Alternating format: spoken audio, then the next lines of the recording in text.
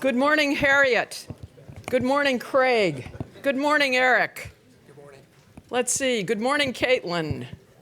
Good morning to all of you in the audience today. We're very happy you're here, and to those of us who are live, who are live on the web, may I say namaste. Namaste. Let's hear it. My 5-year-old granddaughter taught me that from yoga, and she said, Nana, it means the light in me speaks to the light in you.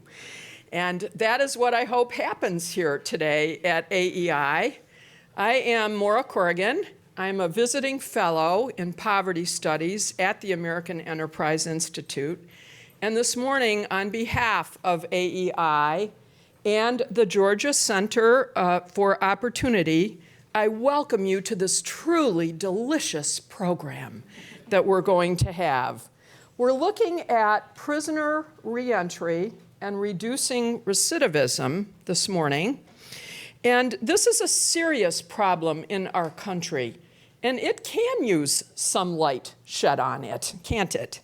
We're here in a search for answers together as human beings, which is what human beings do with their creative abilities. So thank you and we rejoice in today. Let me say my background, what brought me to AEI for a moment. I've been a lawyer for 45 years, although I like to pretend I'm still 32. I spent many years as a state and federal prosecutor. I was a judge on our state court of appeals, chief judge of that court, then a justice of the Michigan Supreme Court and chief justice of the Michigan Supreme Court. And like a crazy person, I turned down every lawyer's greatest dream to be at the pinnacle in order to run human services in the great state of Michigan, the hardest job that I ever had in my whole entire life. And I had the good fortune then, of course, to come in contact with Robert Doar, and that brought me here by providence this morning with all of you.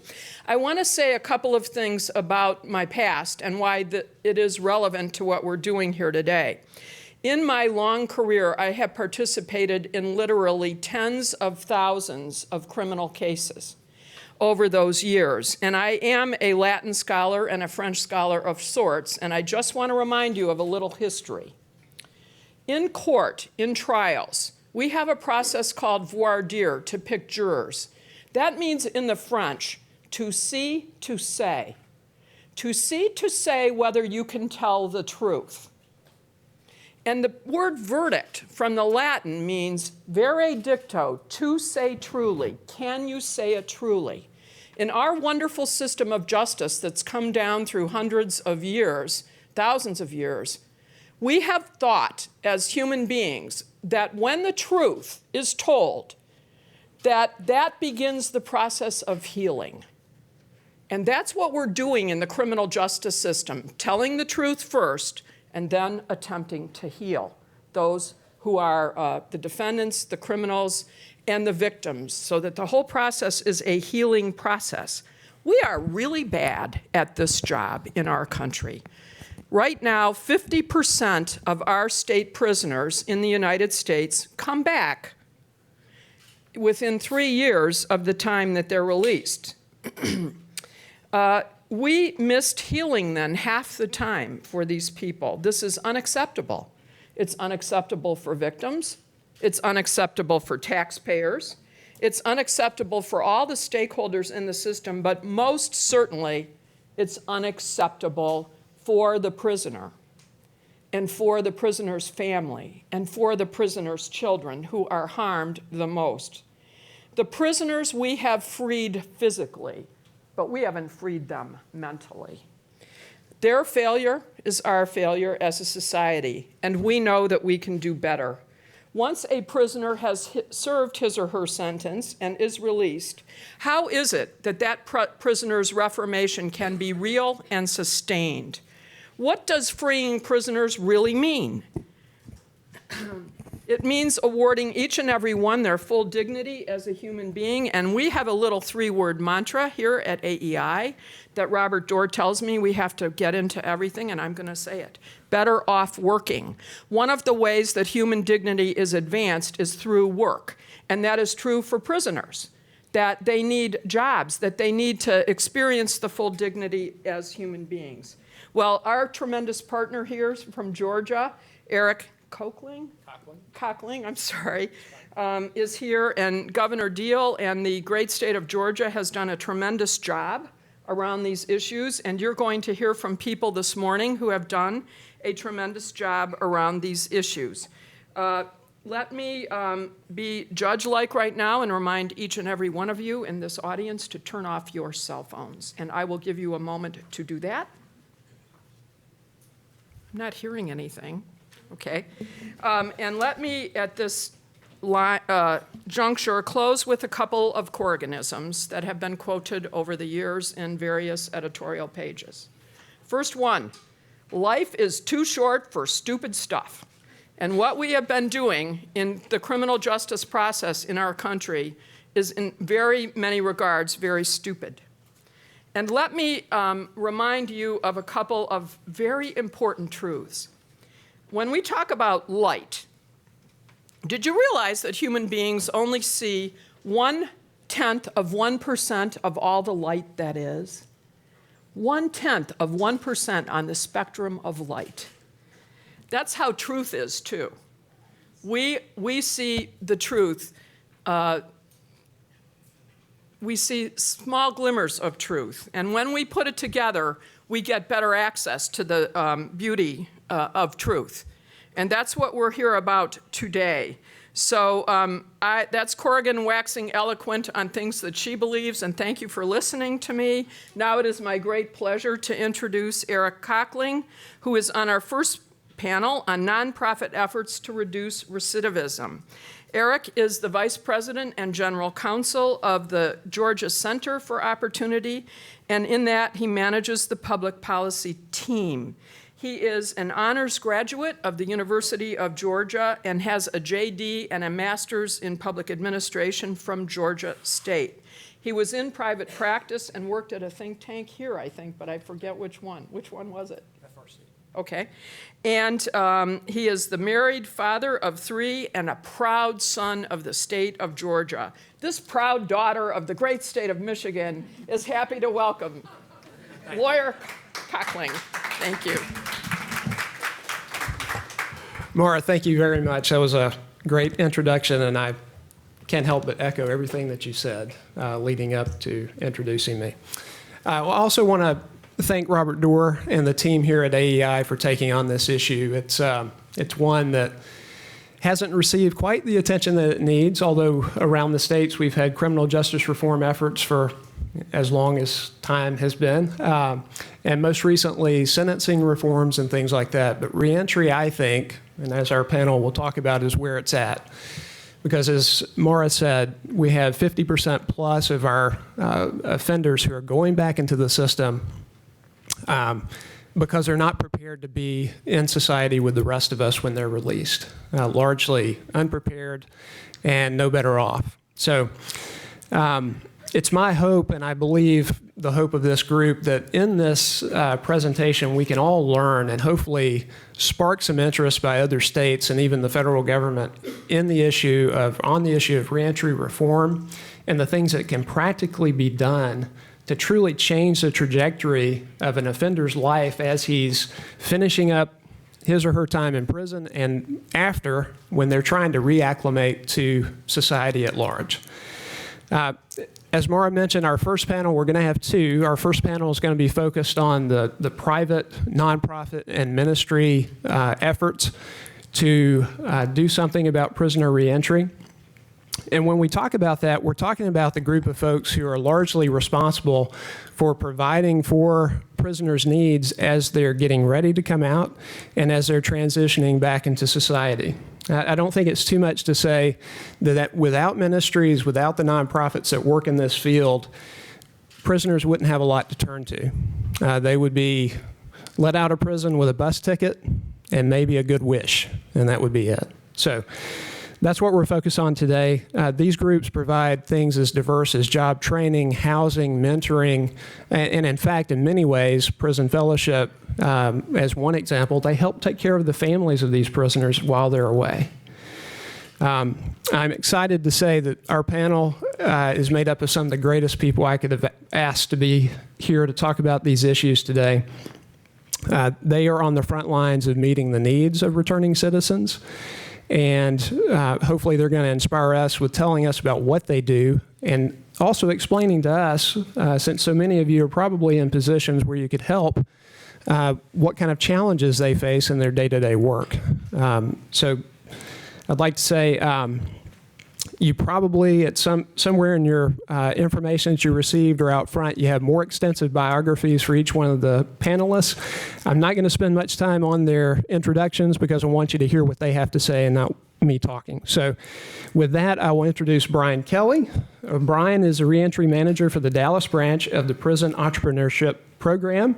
He is a product of the program himself, having spent about 22 years behind bars until 2014. And now he is in a position of leadership within this organization and doing terrific work. Craig DeRoche, at the end of the table here, is Executive Director of Justice Fellowship and Senior Vice President of Prison Fellowship Ministries. His expertise is in overcoming addiction, criminal justice reform, and alternative sentencing. He is also the former Speaker of the Michigan House of Representatives. Dr. Harold Trulier, to my right, is a National Director of Healing Communities as well as an ordained American Baptist minister and serves as Associate Professor of Applied Theology at Howard University. Dr. Trulier has authored over 70 published monographs, articles, essays, sermons, and interviews, and reviews on topics such as religion, culture, and political affairs. I'll say that Dr. Trulier has a special connection with Georgia. He's helped us in our reform efforts. I've heard him speak, and he is awesome. So I can't wait to hear what he has to say. Finally, but not least of which is Harriet McDonald. It's a pleasure to see you. Sorry I didn't see you before now.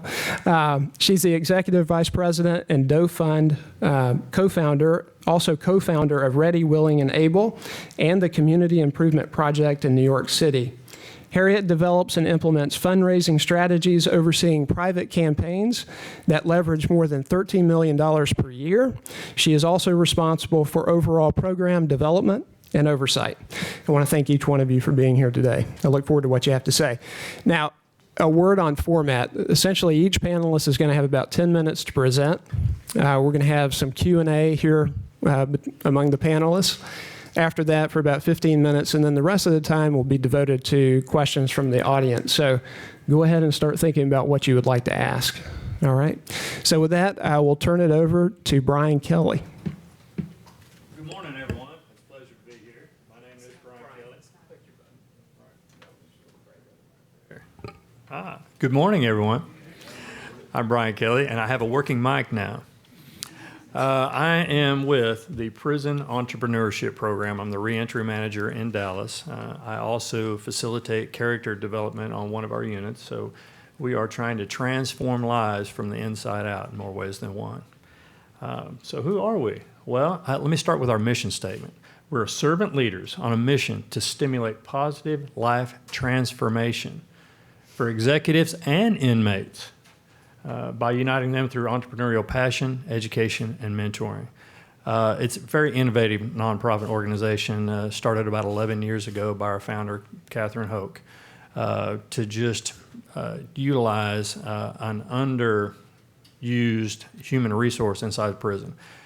She spoke inside of a prison in Texas, and what she realized is there was a bunch of guys in prison who knew a lot about business. They just didn't know they did. You know, they know something about marketing. They know something about cost analysis and inventories and things like that. They just haven't applied that legitimately. So we have two offices, one in Dallas, one in Houston, and we operate in two prisons in Texas, the Cleveland unit and the Estes unit. Both are just outside of Houston and Dallas, respectively. We have about a staff of about 25 people, most of which are released felons themselves. Our budget's about $2.7 million per year, And most of that comes from charitable donations. And I would like to also just add that about 1/4 of the people that give to our program are past graduates that have gotten out.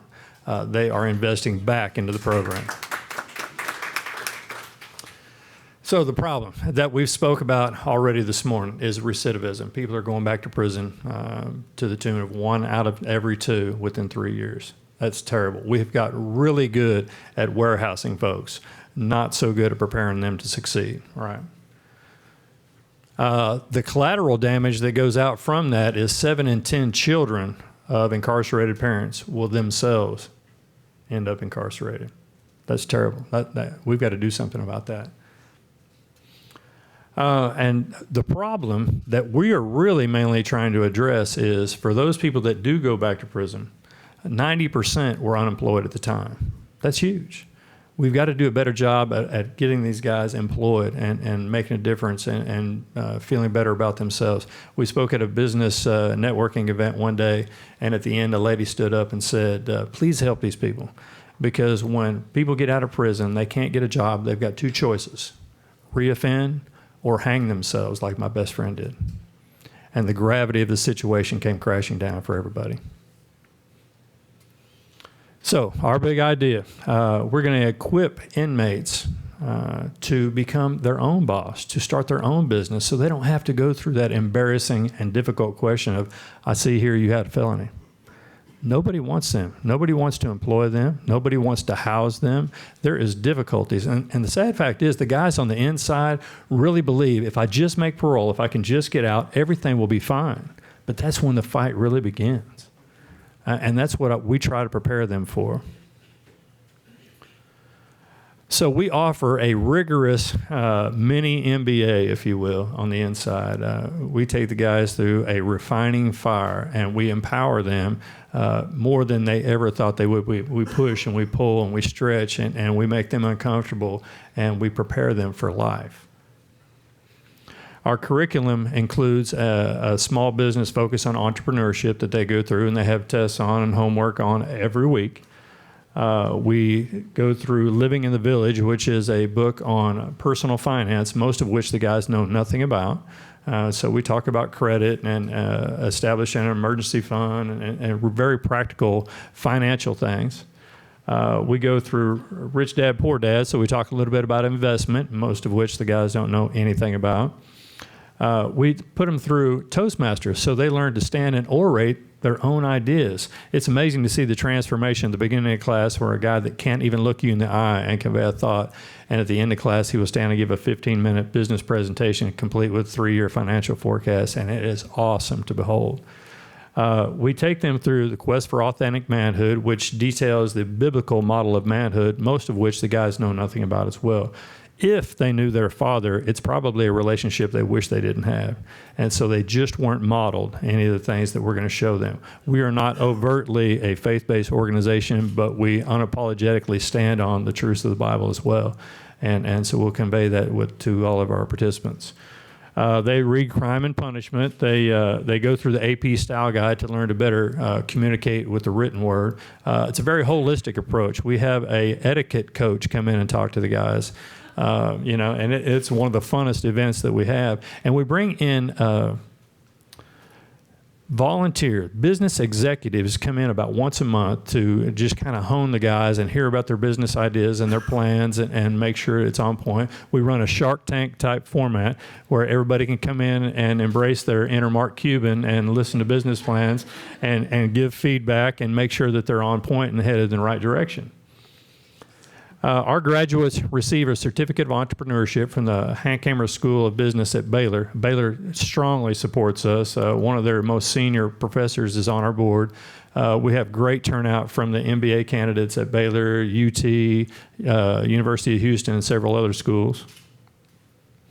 So that's the inside portion, but like any great football team, you can play a great first half, but if you don't show up in the second half, you're doomed to fail. And so we meet them at the gate, pick them up, hopefully bring them to our transitional house. About half of our guys go to a PEP-sponsored transitional house. That's my job as a reentry manager. We pick them up at the gate, get them their first meal, get their identification, make sure they've acquired food, clothing, everything they need. And to talk about something Maura mentioned earlier, we don't want them to stumble over stupid stuff. We want them to, get over the little humps in life, and we want to be there to support them, make sure that no obstacle is stopping them. Our reentry support team includes housing, case management, education, mentoring, job placement, startup assistance if they'd like to do that. We have transitional houses in Houston and Dallas with staff, and probably the biggest aid for them is the cohort of brothers that have been released before them who are there to answer their questions. And maybe they've been out a week or a month or 6 months or a year, but they have our staff, which is practiced at the art of helping them, but they also have their brothers they can lean on and talk to about the feelings they're having and the thoughts. And so it's amazing the support structure and network that we have for them.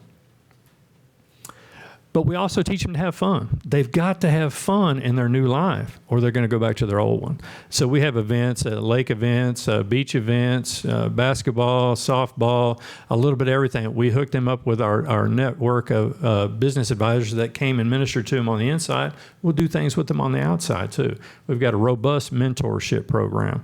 And so they have got a brand new network. They don't have to go back to their old neighborhoods, to the dope networks, and sometimes we even protect them from their own families. The sad fact is, sometimes their home environment wasn't a very healthy one, and so we provide a new one for them. All right, so our results. Well, 100% employment within 90 days. Actually, I just did some figures on that in the last 6 months. We've got the average starting date of a new job for our released felons below 20 days. Most of that is acquiring their documents, birth certificate, social security card, identification, which sadly they're not getting when they're on the inside. There's a program in Texas to start ensuring that they have those documents when they're released, but it just hasn't been working functionally yet. We have had over 185 businesses started by our graduates. We just did a new survey, and I think that's probably over 200 now. The 3 or 4 biggest examples have had sales of over $1 million.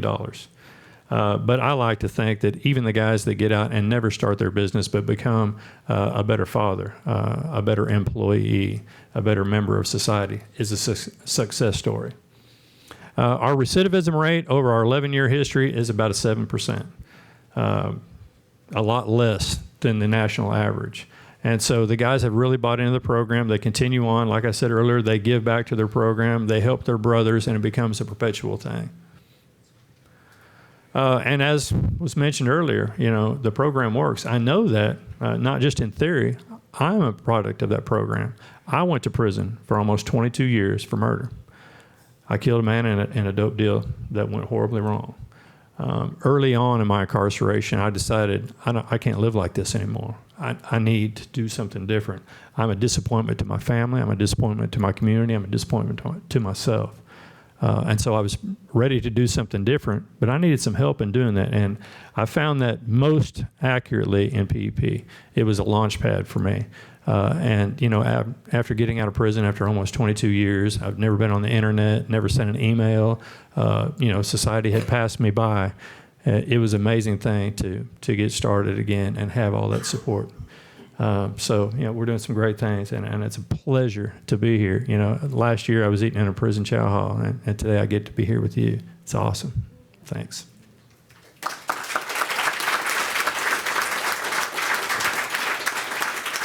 Brian, that was awesome. I know there are a ton of questions for you, so we'll wait until question and answer time for that. Craig, tell us about Justice Fellowship. Yeah, Prison Fellowship and Justice Fellowship has some of the same formula as the prison entrepreneurial program, in that we were founded by somebody who served time in prison by the name of Chuck Colson.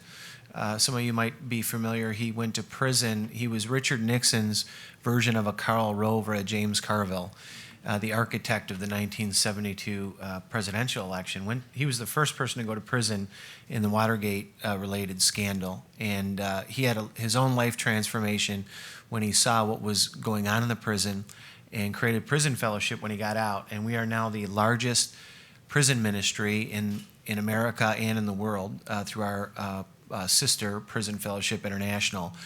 5 years after starting Prison Fellowship, at the request of leaders in the states and at the federal government, Chuck founded Justice Fellowship, which is the advocacy arm of Prison Fellowship, and that is what I lead, because in this country, we're invited to the debate. The laws, the prison system itself is created by man, and the government is, in fact, still, even though some mornings we wake up and sigh, the government still is of the people and for the people and by the people in this country. And so we've created this, and there's a great deal wrong with it. As Justice Corrigan, my good friend from Michigan, and one of the people that I very much look up to, and it's just a blessing to be here with you, Justice. I can't tell you how honored I am. But Chuck's model was to use his experience not only in running a government at the national level, but also as a prisoner. So he wasn't going to be one of those people that talked about those people. You know, what these people need, or what those people need, people like me, what led me to crime, that's how he would speak in the first person. And my own story was that I was speaking on addiction in the criminal justice system. I was the Speaker of the House in Michigan. I actually wrote a book, show it to you, called Highly Functional, which I have my tongue in my cheek with that title, Highly Functional, where I spent 29 years in addiction. But I rose to being the youngest Speaker of the House in Michigan's history before I got into this business the same way Chuck did, and the same way Brian did, by being arrested twice in 4 months.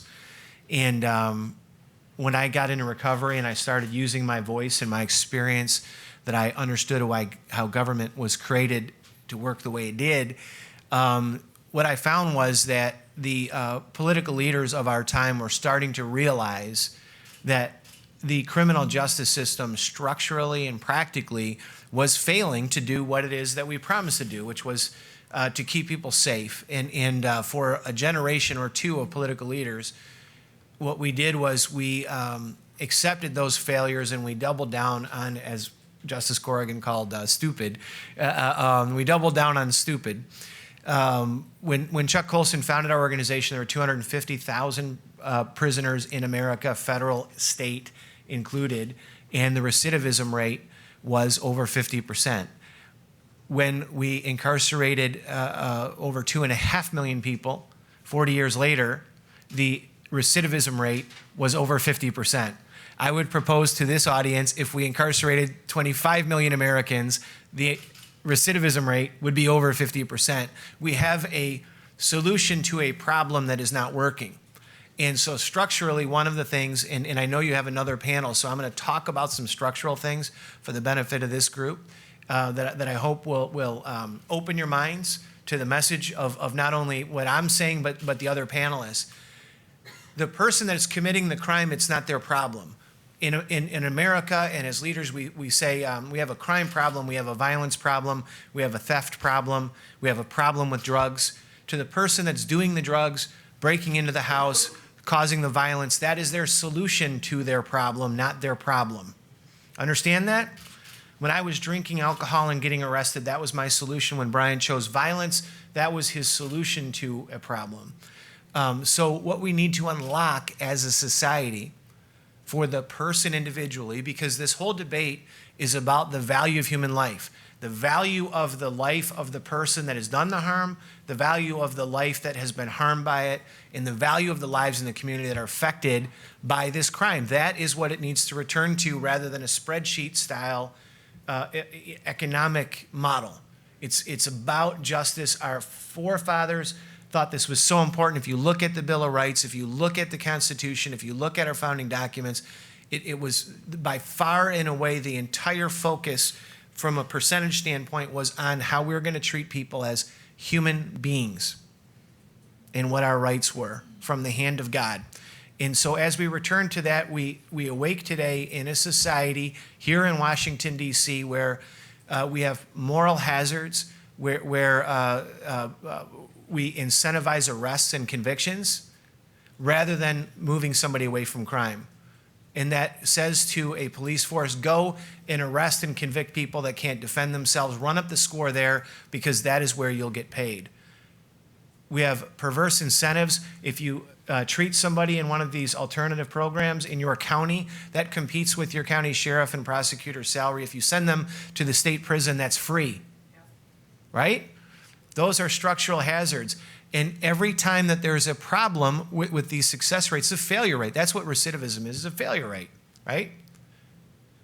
We say what we need is to double down on it. What we need is more people, longer sentences, more stuff in the government. Can you imagine that solution? And that's what's advanced by the conservatives traditionally over the last 40 years.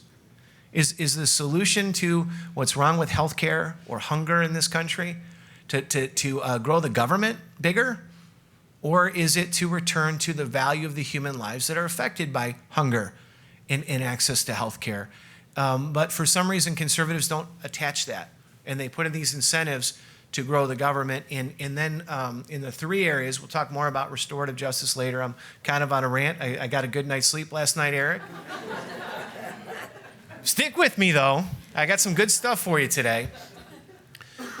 There's three things that we get wrong. I've identified some of the structural stuff for you, but in restorative justice, which we'll talk more about, there is a solution. I come bringing good news.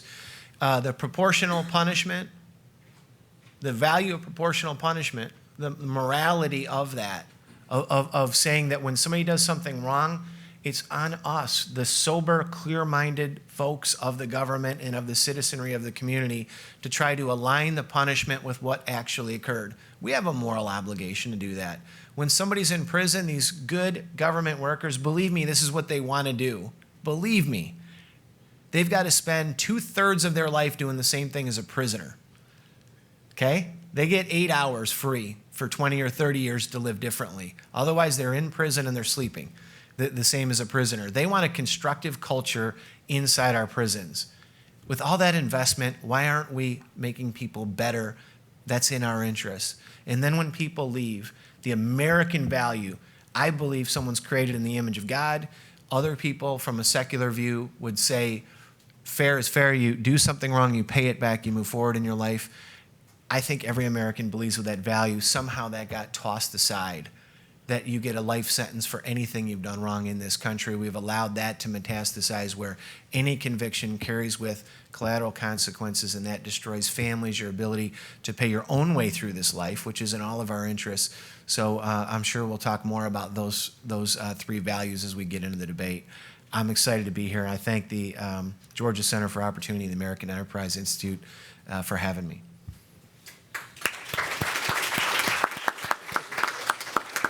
Excellent, Greg. Dr. Trulier, will you talk to us about healing communities, sir? Only if you promise to call me Dean. No titles, right? Nobody else gets one. So, my name is Dean Trulier. I directed a program called Healing Communities, which was founded by the Annie E. Casey Foundation in 2006. The question that we were asking at the foundation at the time was, what will the faith community do with the record numbers of men and women who will be returning from prison in 2006? 2006 was a benchmark year. We knew about it from actuarial tables going way back into the 90s with the draconian sentences that had been handed out. The estimates were that about 750,000 men and women would be returning from state and federal prison in the year 2006. And so we met with faith leaders from around the country and asked the question, what is it that the faith community can do in response to this? And we had a number of people who were prison chaplains, scholars in religion, people who had done time. My own inmate number is 10002-648, which is almost the same as my Amtrak guest rewards number. I get them mixed up sometimes. The Amtrak people look at me and say, that's too many numbers. Oh, no, sorry, wrong number. We discussed what it was that the faith community could do, and the conclusion we came to was that the faith community is best mobilized around reentry when it uses its best assets. And faith communities, irrespective of the religious tradition, all have two primary assets. One is that they promote values, or what in criminology we call pro-social attitudes. Faith communities also promote relationships, which in the criminology we also talk about as pro-social relationships. What's interesting is that although jobs are important, and I think one of the things that Brian didn't have time to talk about was the life skill development that's part of the program. It's not just about jobs. One of the things that we know is that having the right attitude and having the right social network is twice as influential on recidivism outcomes as whether or not you're employed. Because the fact of the matter is, I can get you a job, but if you still think the same way and you still hang with the same people, you'll lose the job. So one of the things that we did was we began to go to the faith community and say, you are the answer to the reentry problem, because you are the one institution in the community that majors in the two primary criminogenic needs of men and women who are returning from prison. So we've been working with congregations now for the last, we launched our first church in Detroit in 2008.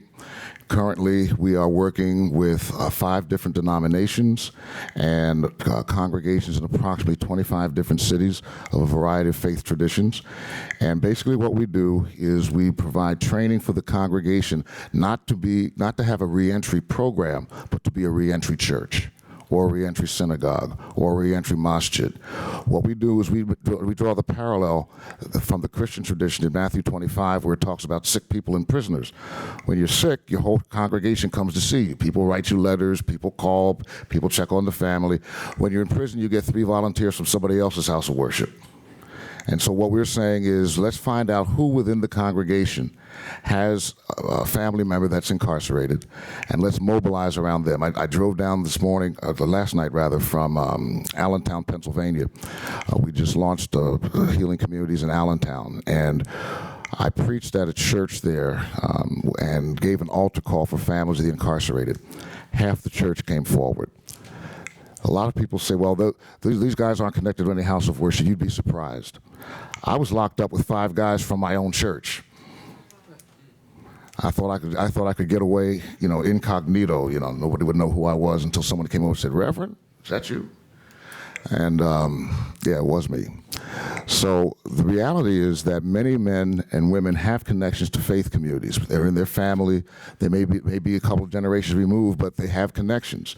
And so what we do is we have the congregation start by identifying those people and providing services. One of the women that was in the church in Allentown on Sunday said that her son was coming home on August 19th and that she needed help. And so we immediately began to put together a reentry strategy, reaching out to him in the prison, sending the pastor to the prison, making sure there was a support group around the family, making sure that the congregation's culture was such that it could receive him coming back home.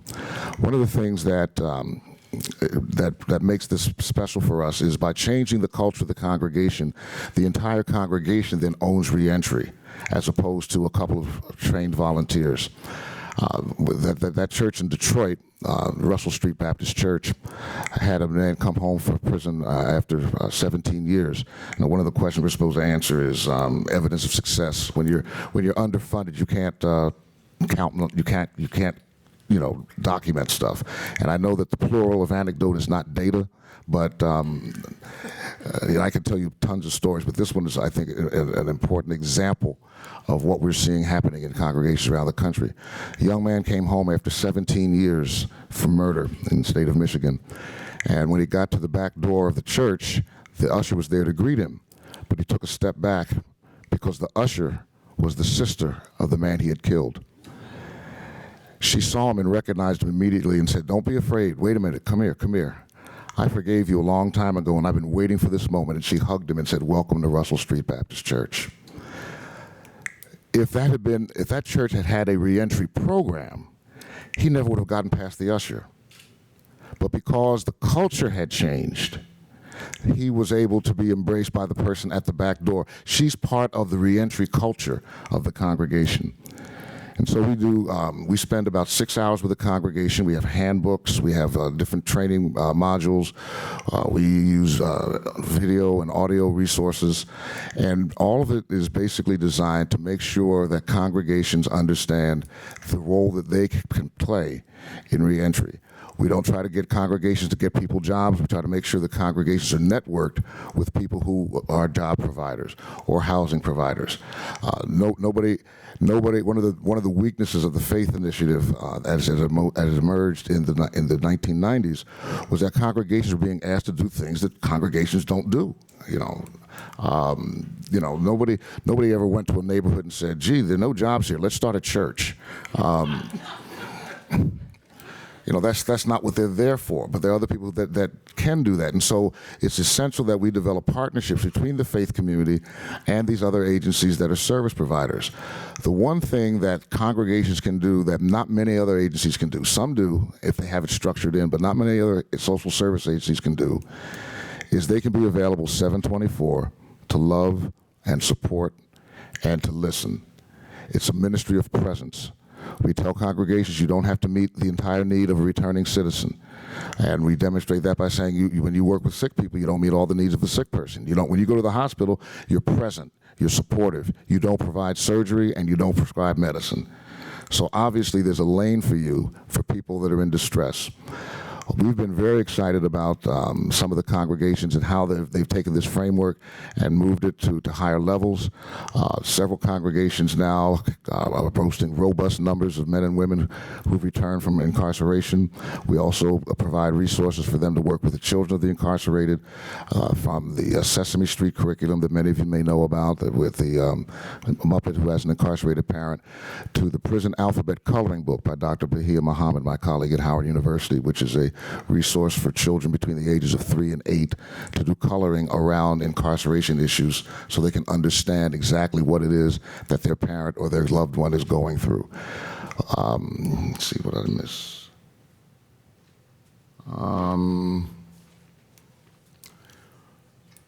One of the questions is what are the upsides and the dangers of faith-based efforts? And I think that one of the upsides is that this is something that anybody can do. Any congregation can love somebody.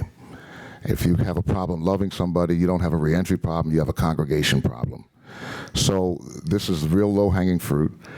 Because we're starting with the families that are in the congregation, the other advantage is they're starting with people that they know and that they've had a relationship with, and so it becomes a matter of restoration as opposed to meeting somebody from scratch. But once the culture is changed, then other people who are coming home are in a really good position to become part of that congregation by virtue of the culture shift that's happened because they've learned how to take care of their own. One of our pastors said to me, he said, "I've been going to the prison for years and ministering to inmates, and I didn't realize that I was stepping over all the families in my church who have somebody locked up to work with somebody else's son. Now it's time for me to minister to the people that come here Sunday after Sunday with the burden of having an incarcerated son or an incarcerated daughter and making them the focal point and changing the culture so that we can be a welcoming congregation for all returning citizens." Thank you.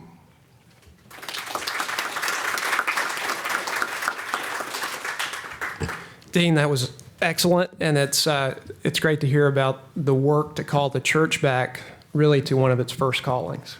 So thank you for that very much. I want to take a second and recognize Jay Neal. Jay is from my home state of Georgia. He's the director of the Office of Reentry Support and Transition. Flip it, transition, support, and reentry.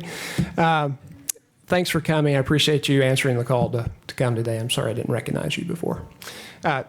Finally, again, last but not least, Harriet, will you tell us about your work at the Doe Fund? Absolutely. All right.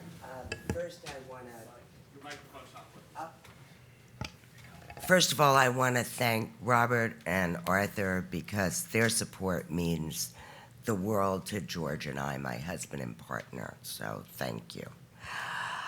You know, I love coming to AEI because this is an organization that's fearless.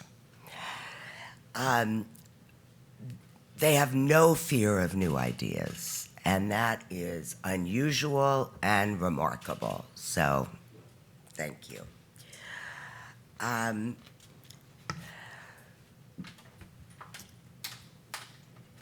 We're a nation with a big problem, and it needs a new solution.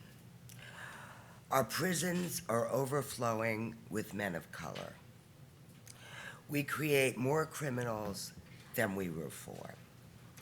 And shamefully, we spend about $70 billion a year doing it. We cannot afford to send so many people back to prison, 50% of the people. Not morally, not socially, and not economically. But in order to prevent people from going back to prison, we need to really look at why they are there. 60% of men since, in this period where between 2003 and 1980, when there was no appreciable rise in violent crime, go to prison because of drug crimes. Their average sentence is 5 years, and violent offenders who are white also serve 5 years. So that's just a reality. Liberals may tell you this is all because of racism, and conservatives may tell you it's a combination of things, that it's the loss of a family unit, a loss of moral gravity, and government dependence. They're all right, but they're all wrong, because none of these things lead to a solution.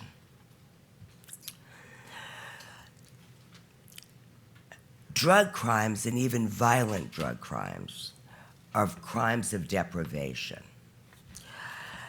Deprived of access to the mainstream economy, our poorest communities create their own economy instead. People in these communities commit crimes to generate revenue. It's an economic opportunity. It's work.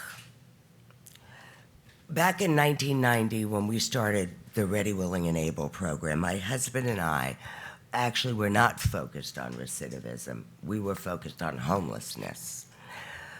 A long 25 years later, poverty, unemployment, and drug abuse that used to lead primarily to living on the streets now also includes spending your life involved in the criminal justice system.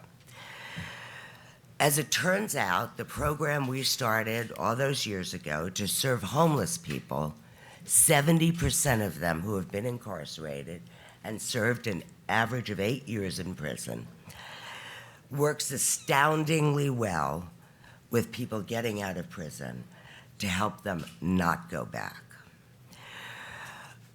We do this by providing economic opportunity for the very people who have been deprived of it. Everybody in our program is about work, paid work, from the very beginning of when people enter. It's disciplined. We drug test randomly twice a week. And the work we do is, to begin with, for everyone, cleaning 170 miles of New York streets every day. We have served 22,000 people since we started. And I have to tell you that work, in our experience, and the preparation for a private sector job, and then placement in a private sector job, after people are with us for a full year, is the solution. Everybody must go to work. And if you offer people a paying job from the beginning, and with holistic services and classes in finance management and fatherhood and case management to handle their other problems, they can achieve, and we have proved it, completely self-sufficient lives. Harvard professor Bruce Western, who's one of the leading sociologists in America, researched our program for more than 3 years. And what he found was that we reduced violent crime 3 years out by 60%. In addition to that, 2/3 of the people we serve do not ever go back to prison. And he studied 3 years out after graduation.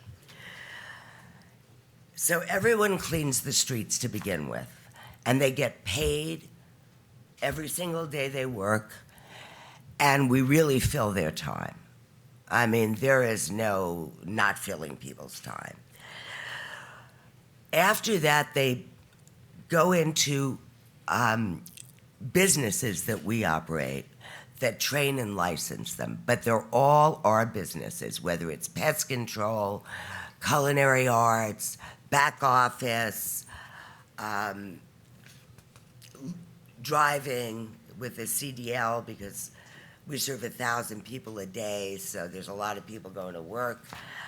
These are careers that people can go into and move up and support themselves and their families for a lifetime.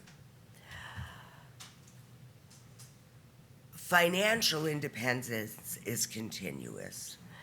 Every single day, people earn money, but they also save money. Because when they graduate, we place them in private sector jobs. We have 450 employer partners who hire our people as they come out, because they're such great, appreciative, and well-trained, I must say, by us, employees. Also, and maybe the best part is, through the entire process, every man that is with us for a year, which is the length of the program, 9 months to a year, pays their child support. And so that means that when they graduate, the mothers of their children welcome them back into their kids' lives, because they're contributing an essential thing. It also, of course, lifts the family out of poverty and changes and breaks the generational homelessness, poverty, incarceration, that cycle.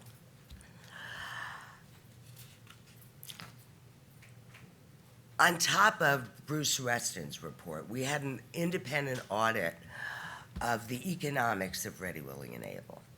And what they found is that for every single dollar invested, we save taxpayers $3.60 just in the cost of criminal justice. The fact remains, though, that of every black young man that is born today, 1 out of 3 will go to prison. And we have to break this cycle. So about 3 years ago, when I saw this dramatic upsurge in the younger people coming into our program from 18 to 24, I was shocked, because we had served people in their 30s and 40s the whole time. So we created a youth program, and it has also been very successful. It's the Ready, Willing, and Able model, but we pay kids to go to school on site so they don't get lost on their way, for going to school 2 days a week, and they work in the field 3 days a week. Why are we able to react so quickly when government fails? It is because of our private partnerships. We are not dependent completely, by any means, on government money. What government money does is it locks you in to doing things in a way that have clearly failed. So 1/3 of our budget is government funding, and that essentially pays for the 1,000 people in their housing and their food.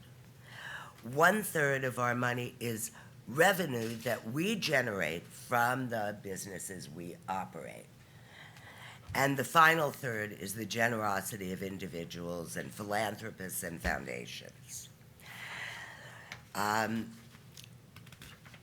So basically, we are all about paying jobs from day one.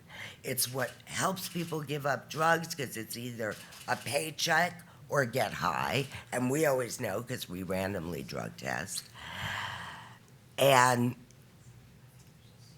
I propose that the core for these extremely underprivileged people who end up in our prisons, that paid work and economic opportunity and social services and support and training, but the paid work is what's been successful for us. Thank you.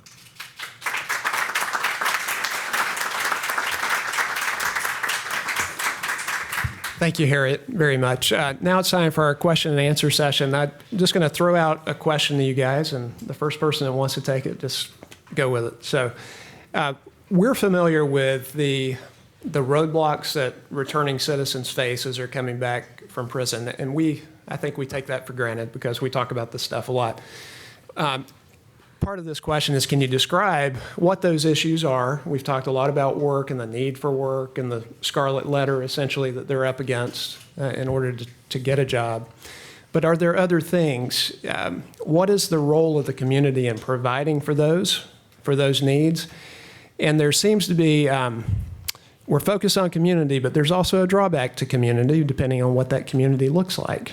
Right. So can you talk about some of the roadblocks that offenders may face when they go back?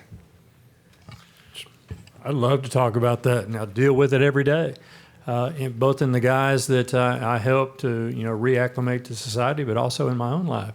And of course, housing is an issue. Nobody wants an ex-felon living by them. That's the facts. No apartment complex, at least of any size, wants to let somebody with a felony on their record in.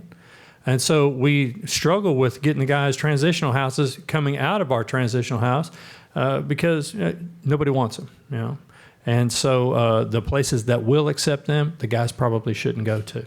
It's going to be an environment they're going to struggle with. Now, hopefully we've put them on some more stable legs and they can deal with that. But that's what I'm constantly looking for is better housing. Employment is a huge issue. That question on the application, have you had a felony within the last 7 or 10 years is huge. Now, we try to prepare the guys to answer that question and provide value to a company, and hopefully they will see that. And usually with the network of the employers that we have coming in our program to be a part of it, we give the guys a leg up. We crack the door and let them get in there. And usually what employers will find is they love the PEP guys, and they'll call me and say, give me more. And so we open up avenues that way, but employment is a huge issue.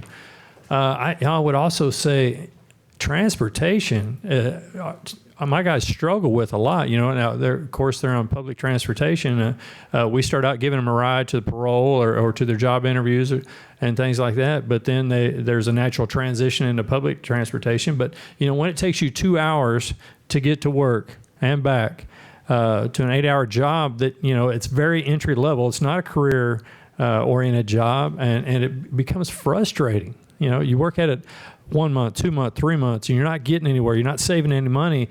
It's frustrating, and the guys get to the point where like, this is too hard. Selling dope was much easier, and that's, why our case managers are there to really process that and help them get a better job. And so, the last thing I would say too is relationships. Our guys have been locked up for a long time, and they're looking for a relationship. They're lonely. They miss companionship, and sometimes, all too often, they jump into a relationship much too quickly. And one of the things I tell the guys is, if there's a lady out there that's going to accept you lock, stock, and barrel coming right out of prison, there's a problem with her. And I mean, that's the sad fact that, a lot of times our guys jump into relationships and it gets their focus way to the left, and they will just crash and burn. And so, we do relationships counseling and better preparations for that on the inside too, because the guys are coming out and they're lonely and they're desperate for companionship, and sometimes they get it in the wrong places. I usually tell the guys there are times when I wanted things really bad, and that's exactly how I got them, really bad. So be careful of that. I love what you just said, because that is universal. I want to just share a little bit of hope and perspective, though, for folks in here. We're talking a lot about the acute nature of people that are reentering today, but back up a step and look at America today. we don't know the exact number because there's no accountability in the system for the law enforcement, the judges, the corrections, where we keep good statistics. But everybody that's looked at it, they say there's about 65 to 70 million Americans with a criminal record. 65 to 70 million. We know there's 2.5 million people incarcerated in America today. So let's round it up to a large number and say 5 million people are currently living a criminal lifestyle in America. That still means there's 60 million people in America, nearly 1 in 4 American adults that have a criminal record that have moved away from a life of crime. And how do we treat those people? Do we treat them like the asset and the experience that could be poured back into being the solution for America? Or do we continue to hold them back for the rest of their life? It's the latter. I'll tell you a story about in Michigan, a guy that I'm involved in a recovery group with was arrested for breaking and entering in 1968, went to work for the state of Michigan in 1973, worked his way up all the way to a deputy director position in one of our departments, and been working from 1973 to 2013 when the director of another department tried to hire him and switch over there. They called and canceled the interview because they found out he had a felony record. He'd been working for the state of Michigan for 40 years, 40 years, for something he had done 45 years ago and paid back society. Rather than seeing that person as an asset for people that are currently struggling in that workspace, whether it be Ford Motor Company or Dow Chemical or anywhere else, in America we say for the rest of your life you are toxic. When the truth is those 60 million people are our greatest asset. In the alcoholic community, who's the answer? It's the alcoholic who has found a way to recovery that we depend on to show the path to people that are still struggling. Somehow, we have it backward in America. We don't see the person that has paid back society as the answer to anything. And what we do is in hurting them, we hurt ourselves. And we say, we'll raise your kids for you. We don't want you involved. What does that do? It leads to divorce. It leads to dependence on federal and state benefits and other things. And so it's a massive cultural issue, if that's okay to say here, Eric, that beyond what else we talk about, that we need the leadership, the voice in America for people to snap out of it and say, for those of you, and there's people in this room, I'm not going to ask you to raise your hands, and in every congregation and in every business in America, to say, come out from where you've been hiding. We're going to recognize you as of value. Your experience is of value to this organization as opposed to it's a threat to this organization. One of the things that we say to our congregations, this has a lot to do with stigma and shame, and our society stigmatizes individuals, and congregations are no different. They may have people of citizens. And so one of the things we tell them is if they're in the Christian tradition, or even in the Hebrew tradition, if you can't deal with incarcerated people or people who are formerly incarcerated, you're really in the wrong religion, because there's incarceration in the Bible. I had a student tell me that I can't deal with prisoners. I said, well, then give me your Bible. She handed me the Bible. She said, what are you going to do? I said, I'm going to tear stuff out. We're going to take out the book of Genesis because Joseph was an inmate. We're going to take out the book of Jeremiah because he was in solitary confinement. We're going to take out the book of Daniel because he was indicted twice, and Shadrach, Meshach, and Abednego were on death row. We're going to take out the book of Revelation because John wrote that when he was locked up. We're going to take out the book of 1st and 2nd Peter because Peter went to jail. The church prayed for him all night long, but when he got early release and came back, they wouldn't let him back in, so things really haven't changed. We're going to take out all the epistles of Paul because Paul was incarcerated and don't run around telling people you can do all things through Christ who strengthens you, because he wrote that while he was locked up. And even Jesus was crucified while he was in custody. So if you can't deal with inmates, then you really should shut down the church, because the heroes of our faith reflect that same kind of value with the same kind of history. And when one person objected, he said, those are all good people. I said, well, I did read about this one guy who was walking down the street, saw his friend being beaten up by his boss, and he killed his boss. Would you lock that guy up? He said, yeah. I said, well, you just locked up Moses.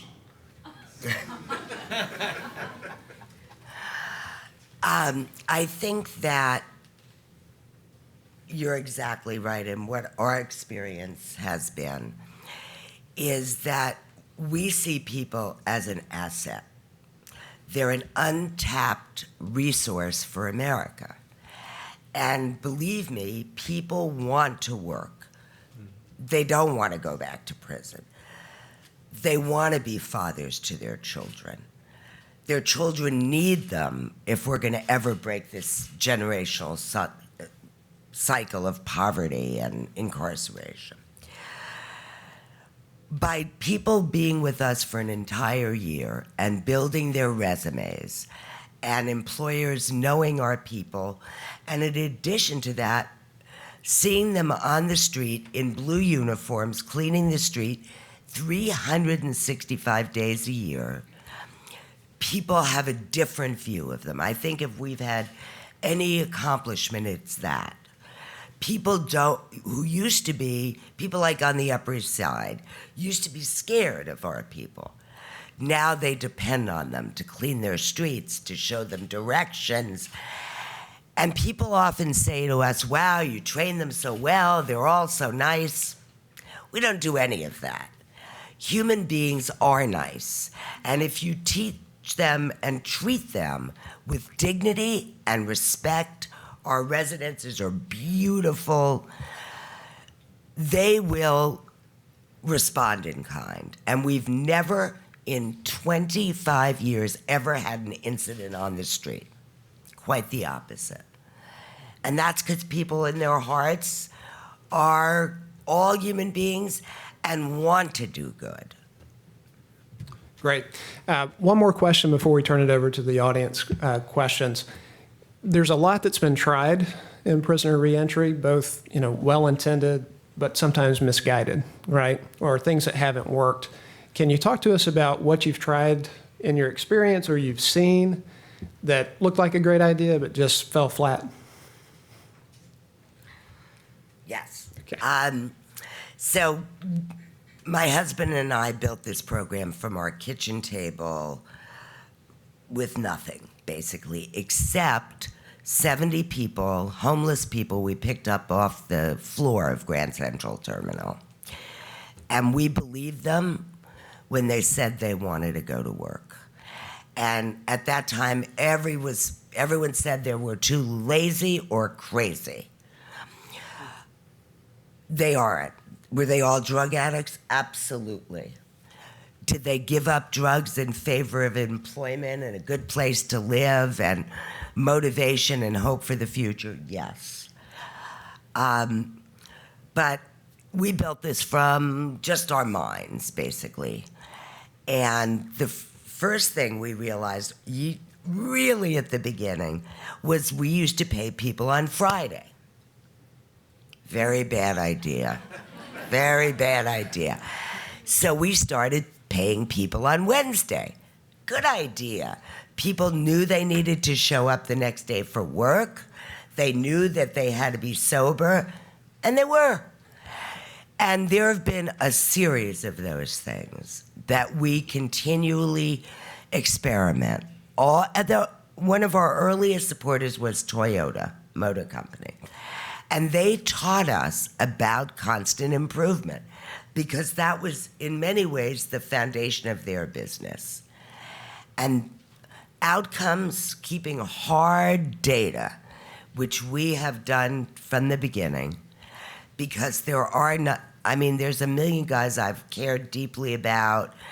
There's a million great stories, particularly with young people, all of whom are coming out of foster care or prison by the time they're 18. You can't kid yourself. You have to collect outcome data, and then you have to analyze it. So I would say those are the keys to what we do and why we've been able to grow so much. Thank you. From a public policy standpoint, the experiments that we've seen fail are forgiveness, a more liberal approach of we're done with each other here. Because what the person does, we believe that devalues the dignity of a person too. That's why we talk about proportion. I was able to grow spiritually, emotionally, mentally, physically, in my addiction because I was held accountable for what I did wrong. And I believe I'm seeing a head nod from somebody else that you dignify a person when they do something that they know is wrong by treating them justly and proportionately to what they did. So forgiveness devalues them and it sets them up to fail. Disproportionate punishment does the exact same thing. So what we see is in the one last thing when you mix that in is that if you look for a replacement solution for somebody that comes up short. See, I had a good job. I was the Speaker of the House in Michigan. I had a family. I had a college degree.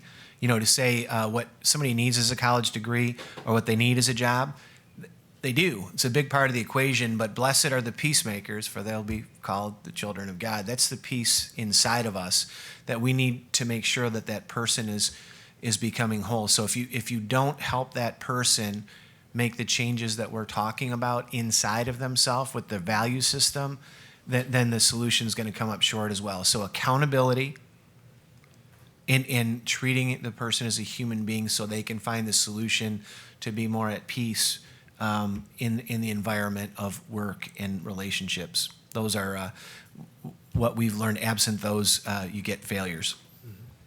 Excellent. Robert? I have a question. Yes, please. It is. Time for Q&A, so go right ahead.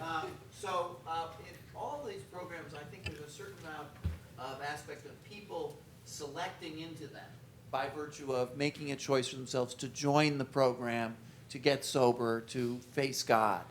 But is there any possibility or hope for programs that are more mandatory for people coming out of prison where we say to them, you need to go to this program, and I know this is bringing back some of the aspects of the criminal justice system that have been problematic, and if you don't, there will be consequences.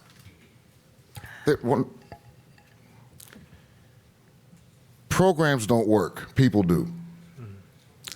So the effectiveness of any program is going to depend on who's staffing it. You can have the best program in the world on paper, and if you've got terrible staff, it's not going to work.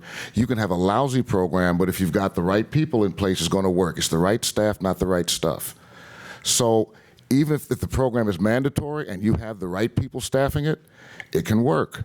If you have a program and someone self-selects into it, and the people running it don't have their heart, it's not going to work. The first question that a returning citizen asks is not "Can you help me?" It's "Can I trust you?" Right. The public policy that works to that is swift and sure sanctions, a consistent, even hand of accountability. And swift and sure, that's what it means. So if somebody is on probation or parole and they get drunk that night, they might get 3 days in prison. You know, that 3 years isn't going to fix the problem. It's going to push them further away from reentry to society. But a swift and a sure accountability that's in proportion to what they did will force the issue to a head. That's why drug courts have much higher sobriety and success levels than incarceration for long periods of time, is because they continuously increase the proportion of accountability, but they don't give up on the person. So if you applied that, has anybody seen Ant-Man here yet? Nobody? Well, then I can't make the joke. I was going to back up what Harold just said, but I'll pass. Thanks, Eric. Actually, we are a program that don't choose who comes. Our residential facilities are fed by either the criminal justice system or the homeless system. And we have no choice about who comes in the front door. We got to take them. And it works great. I mean, it really does. Because, first of all, I know some of us know that inside everyone is a human being. And if you can inspire them and give them hope, and they're part of a culture in which everybody's moving forward together, they will succeed. Not everybody, but a significant number. So I know what it is not to be able to control your front door, and it has not damaged us. Plus, we believe in a carrot and a stick. if the carrot is earning a living and improving your lives and seeing your children, and then you're going to get a private job and support yourself in your own housing, that's hope. The stick can be parole, where people are threatened to go, go back to prison if they don't do the right thing.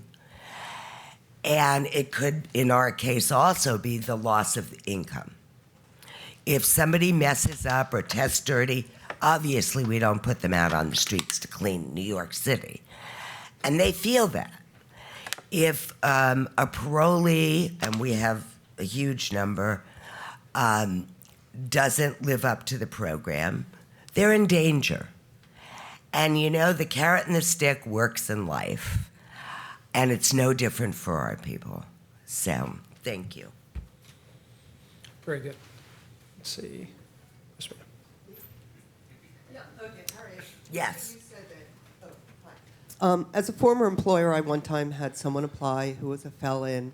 I was considering employing him, and my manager's like, "Oh, we can't do that." All the suspicions.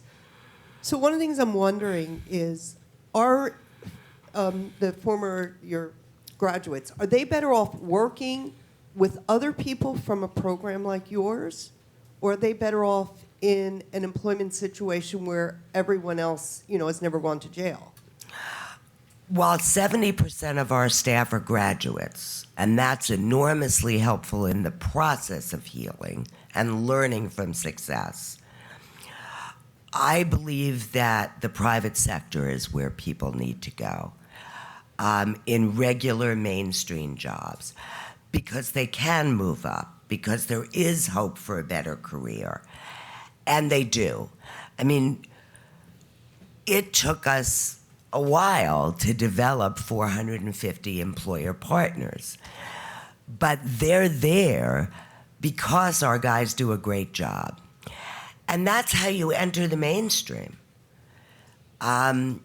So I'm totally for entering the real mainstream of America. Amen. I'd like to follow up on that too, because I think if we don't engage the private sector, if we don't start getting people in there and finally reach that tipping point of getting everybody to see that, hey, these guys are human beings in need of a chance. Aren't we all in need of a chance? And they are no different. And so I think when the guys get in the door and show their worth and show that they bring value to a company, that's what I talk to the guys about on the inside, is preparing their response to that question. I see you had a felony, is I can provide value to your company. I can help you. Please don't look at my past. I will help you today. And once we can do that, the employers start seeing, hey, there is value coming out of prisons. Okay. Anyone else? Let's see in the back here. Yeah, right here. Yeah. I have two quick questions. First, I wanted to know if you all can speak to the role that I'm just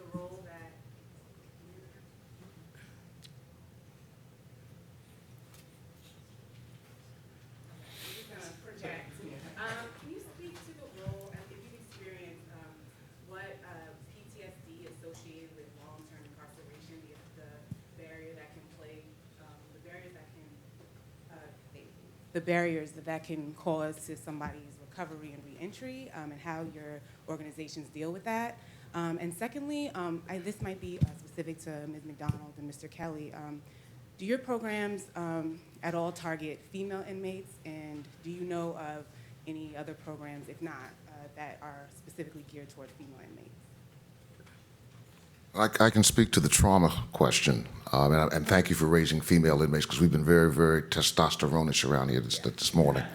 Like, women don't go to jail. And every population, by the way, in the federal and state prison system is going down right now, except for white women.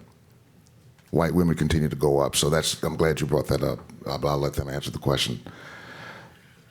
One of the things that we do and we do our training with the congregations is we include a unit on trauma, because it's not only a matter of being traumatized while a person is in prison, but for people who are coming home, there is the trauma of reentry, when Brian talked about the change in the world in that 22-year period, that you experienced some stuff that no program could help you with.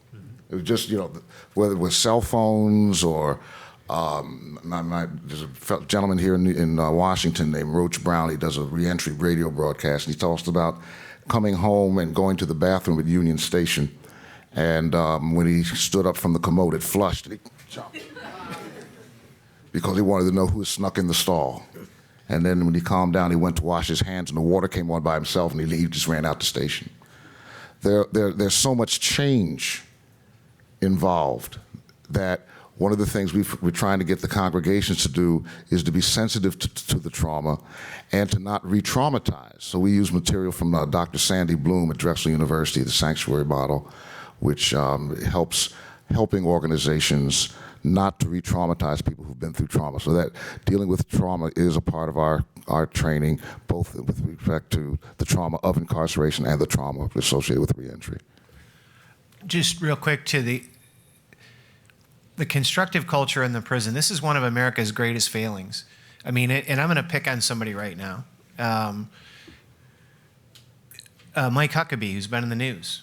To perpetuate this culture in the book that he just wrote, it says one of the chapters is titled "Bend Over and Take It Like a Prisoner." This is from a Baptist preacher in a best-selling book. And that means prison rape, for those of you who don't know what that means. When we send people into an environment to pay back the damage that they did in our community, we should expose them to the way that we want them to live. That's right. That's right. And we should have that's like making fun of, I'm going to send you to a government hospital where everybody gets infected and dies. Is that really what you want of your government? With all the investments that we make in these, our public safety is riding on this. The future of whether or not you have more victims of these crimes is riding on it. And so I think that we really need to take a strong stand. And I'm sorry that we haven't addressed the women's part of this question, but the first part flared me up, as you can see, that we've got to talk about the what people get exposed to. When you say PTSD, that's what it is, right? And that should not be there. People in the corrections system are not the victims of crimes. They're people hired by the government to create an environment where the person moves away from a life of crime.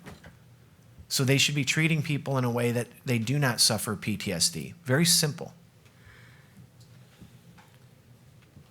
I'd like to answer the women question. As you can imagine, as a woman, when we started doing this, I had real interest in serving homeless women. However, the largest population who the least people cared about were homeless men. You can't be an expert on everything. And it takes a real long time to be an expert on anything. And so over the years, we've served men. And I don't honestly think that I could do a good job serving women, because I know as a woman, we have very different issues. We have children. We have to raise them no matter what. We've been traumatized in very different ways. So we made a decision in the beginning because of the need to serve men. I'm sorry that I haven't had time. And we as an organization have not done it. Yeah, yeah. One quick question. I think for Brian and perhaps Craig, because you spoke eloquently. Or I'm sorry. Is this working? Yes. Okay. You spoke eloquently about the problems of entrepreneurship and getting jobs, during anybody actually. And I sat on plenty of cases as a judge where the employer was sued for making the mistake in hiring the ex-felon and would face damages because they screwed up, and they were equally culpable for whatever wrong the ex-felon had done. And there's plenty of those cases out there. is there any movement afoot in the country that any of you know about to create immunity for employers who hire ex-felons? Has that been thought about? Have anybody in the Justice Fellowship or Brian and what you're doing in Texas thought through?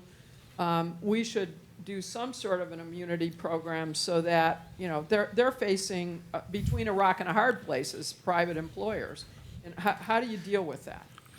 The most prominent example of this is in Ohio. Governor Kasich passed a very progressive law for this exact reason. It's been introduced in a number of states. I believe passed Vikrant Reddy, one of our most distinguished guests in the audience with the Coke Industries after this panel would have more answers. But to the justice's question, that is one of the most important linkages here. When we had a problem with sexual harassment in our workplace that started as a tort in the early 90s, we didn't say, let's stop hiring men in the workplace. We found a way to work with the employers so they could deal with this in a professional way, and that the victims of those situations would get recourse. And I believe, to the justice's question, the same thing is available in the American jurisprudence system, but nobody's created the scheme yet. So that would be a great thing for us to work together to create that scheme, so when and if there are failings, because there are failings in the sexual harassment area of law every day in America, but the employers feel comfortable allowing men and women to work together because they believe that it can work its way out through the system of accountability, and that they will not be held disproportionately responsible as the employer, so they feel comfortable in that environment. We've not done that for employers in America yet in this space. And if I can, I'll take the last word because we're up against a hard deadline. But in Georgia, we do have a certification program that limits liability for employers, and that's relatively new. Director Neal will talk about that in the next panel. Now that brings us to the next panel. We're going to take just a few minutes because we're running behind. If you'll take like 3 minutes, refresh your coffee, run to the restroom, we would appreciate it. Come back for the next panel. If you'll help me in thanking our panelists. Great job, guys.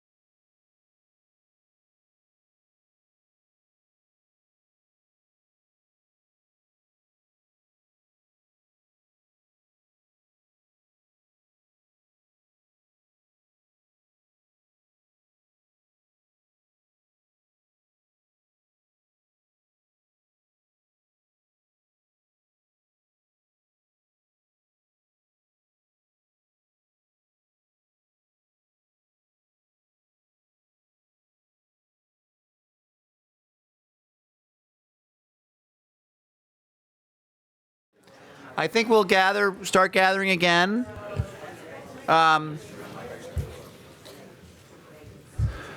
This is going to be, or is, a hard act to follow. That was a really outstanding panel to start our discussion of reentry and recidivism. I am Robert Dorr. I'm the Mortgage Fellow in Poverty Studies here at AEI. And this session today is part of a long series of sessions that we've had over the last year and a half, tackling some of these issues concerning low-income Americans. And it's taken us a while to get to this very important one, and I'm very grateful and glad that we did. And it wouldn't have happened if it weren't for the help of some people who work here at AEI. Most prominently of those is Brad Watt, who is sitting very humbly right there in the middle, but he's the one who put all this together, and thank you, Brad, for doing that. So we're glad that you.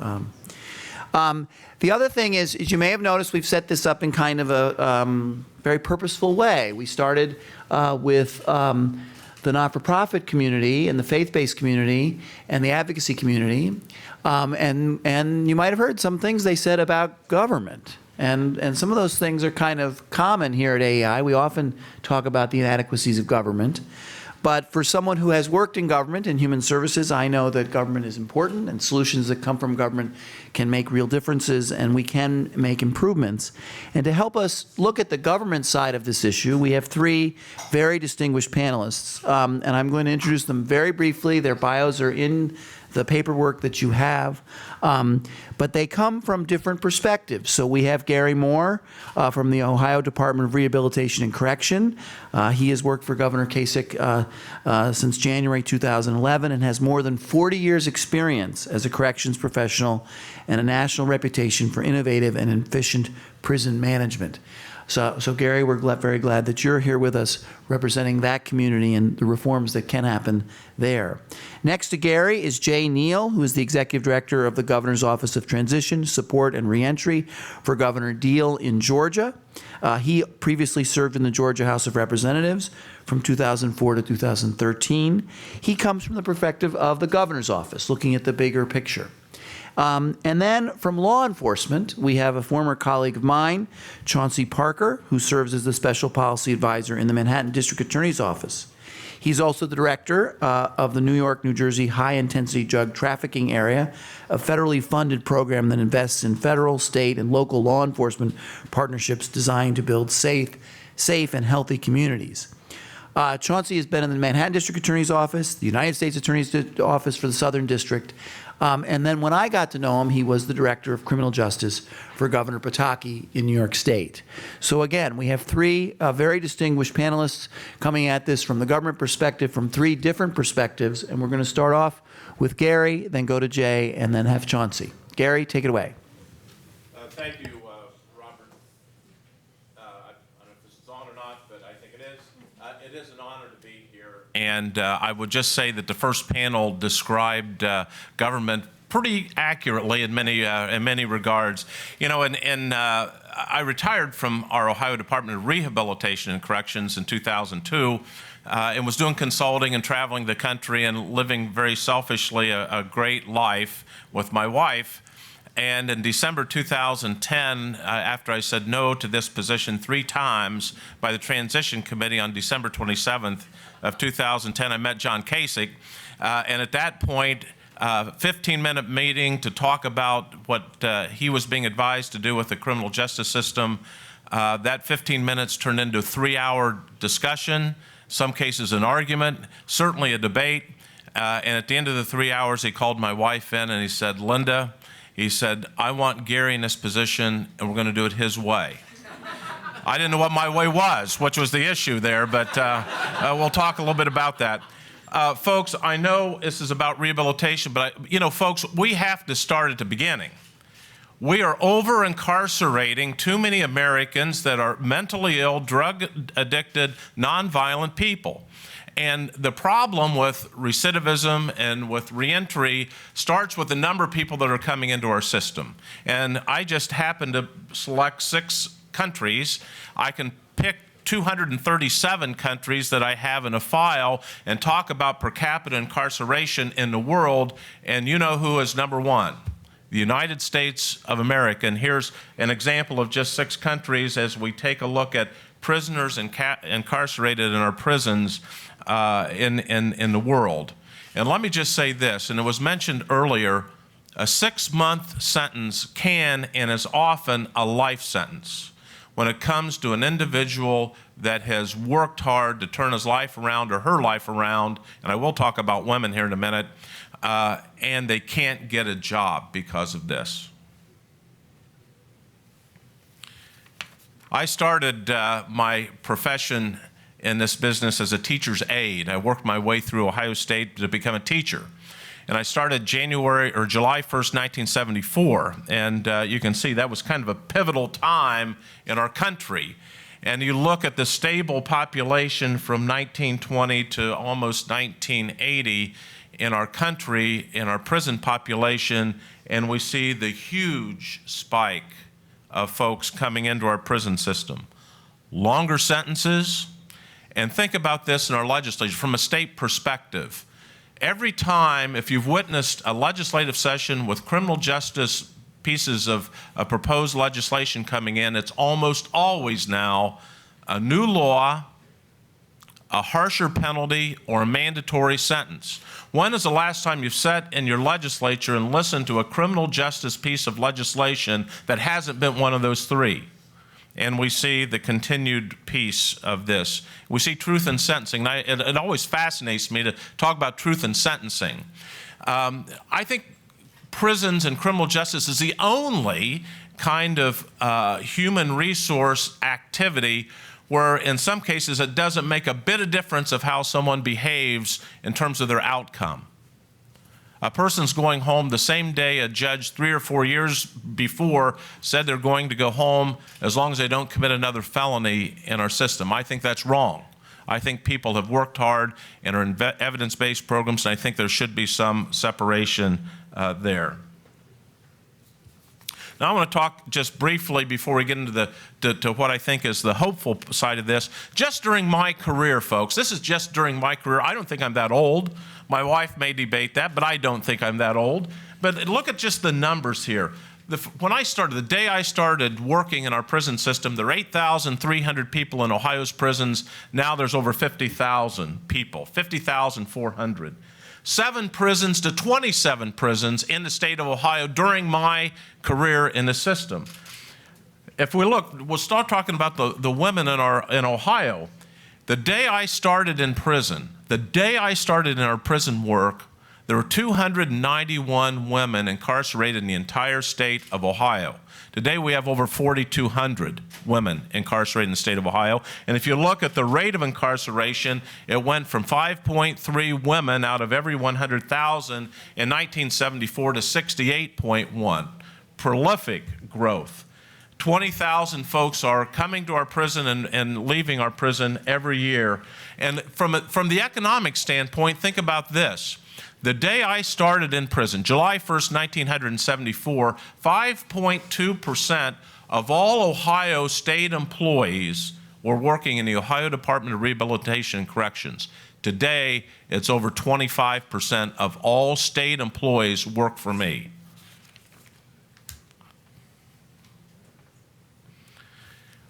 Other facts we've had in the last 3 years. We think we're getting better. In the last 3 years, we've had an 8.1% increase in the mentally ill coming into our prison system. We have 10,596 inmates in this system in Ohio that have a designation of being mentally ill, the largest mental health provider by far in Ohio. 25.4, an interesting number, folks, and this gets at the first issue of over-incarceration. As I look at the people coming to prison in Ohio, 25.4%, or over 5,000 people a year, come to prison in Ohio that have never been arrested, have never been indicted, have never been convicted of a violent offense, ever in their life, not just currently, but in their entire life. We take a look at the numbers. There are some promising things. 10.4% you see there. If we look at the 3-year success rate after someone is released from prison, 10.4% of the people that have gone through our therapeutic drug communities in Ohio. We started with 2 in 2011. At the end of this budget, we'll have 8. 10.4% return. 90% of people who have gone through our residential drug treatment programs in prison don't come back. Our state average is 27.5, and has been stated earlier, the national average is 49.7, about as close to 50% as you can get. You know, I have professed time and time again publicly that I will never build another prison. If you think about the economic impact, to build one prison in Ohio, and quite frankly, one prison in any state in the country, and operate it for two decades, it will cost the taxpayers $1 billion. And relate that to the kind of people that are coming into prison, the nonviolent folks that are coming into prison. So you ask why? That's why we've got 426 up there. At 4:26 in the morning, we're not even talking about the national news, but at 4:26 in the morning, local news comes on in Columbus, Ohio, and it's on all morning. And there's a lot of yellow tape on that film in the morning to keep things going, let alone the CNNs and the national. But 4:26 in the morning, local news filled with crime information. And yet, Ohio, according to the FBI Crime Index, has the lowest rate of violent crime since 1969. Now, if you were to take all the data that I have just projected to you in the last 5 minutes and put that into any think tank or any academic setting, they would totally reject those findings. And you folks, I know this is about reducing recidivism and things, but we have to talk about that. Now, what are we doing? Reintegration. So it was interesting to talk about this. Why don't we create prison environments where we expect and we reflect the community inside our prisons? And that's what we started doing in 2011. We've created reintegration units inside our prisons, and what we say is we want folks to work 8 to 10 hours a day productively, and in my 41 years, most of that has never happened. 8 to 10 hours a day. We're wrapping it around 11 pathways, from education to vocational to faith-based to families to victims. 11 of these pathways, 11 curriculums. Community services has to be part of it, and we expect people to behave the way they are going to in the street, and that includes having them physically and emotionally, pro-socially active for 8 to 10 hours a day. Why don't we do that? It's not brain surgery in our system. Why don't we do that? Medicaid expansion has been controversial. In fact, Governor Kasich was almost by himself as we did that, and we actually got Medicaid expansion put in Ohio in a pretty unconventional way. But what a value that has been. You know, if you think about this, in 41 years, most of my 41 years, we thought about program completion as what an inmate gets done while they're in prison. That is absurd. Think about our recovery services journey. It's a lifelong journey. Why are we thinking about completing things? We should be developing programs in prison that's then supported by Medicaid expansion and an expansion of services where people can have lifelong treatment in a way that is consistent with the outstanding program, quite frankly, that's going on in prisons. And that's what's happening in Ohio. The budget, as we've addressed this, addressing addiction, we know we'll have a partnership with mental health and addiction services to increase treatment providers in our prison by 50%. We're going to double the number of people that we can treat inside our prisons. And you know what? Because we're able to do that, we're going to start immediately. We're not going to let them languish in reception for 3 or 4 months and then send them to a prison, and then they can't get treatment because they're too short a time. We're getting them started now because we will also have 6 contracts regionally around Ohio that will accept. We'll be able to take the electronic health records from where they've been treated in prison, take them exactly from where they are, and continue that treatment, both in the mental illness standpoint as well as the drug treatment standpoint. And folks, instead of building another prison, let's invest in the communities. In a recently passed budget, we've actually increased spending to the communities for community diversion programs that we know work, that we have seen work. by $58 million over the next 2 years, new money in Ohio, instead of putting money into prisons and handling people, sending people to prison for a lifelong sentence because of this mindset that many folks have. And I did mention phone records, which may not seem like much to folks, but we recently, I was in a meeting with the governor and a number of religious folks, and one of the pastors had a son in prison, and he was excited about what we're doing, but he says, how in the world can you charge those phone rates that you charge in Ohio? 15-minute phone rate to mom and dad was $5 to $6 for 15 minutes. The governor looks at me and says, what are you doing, Gary? And I said, well, this has been in existence for 20 years, Governor.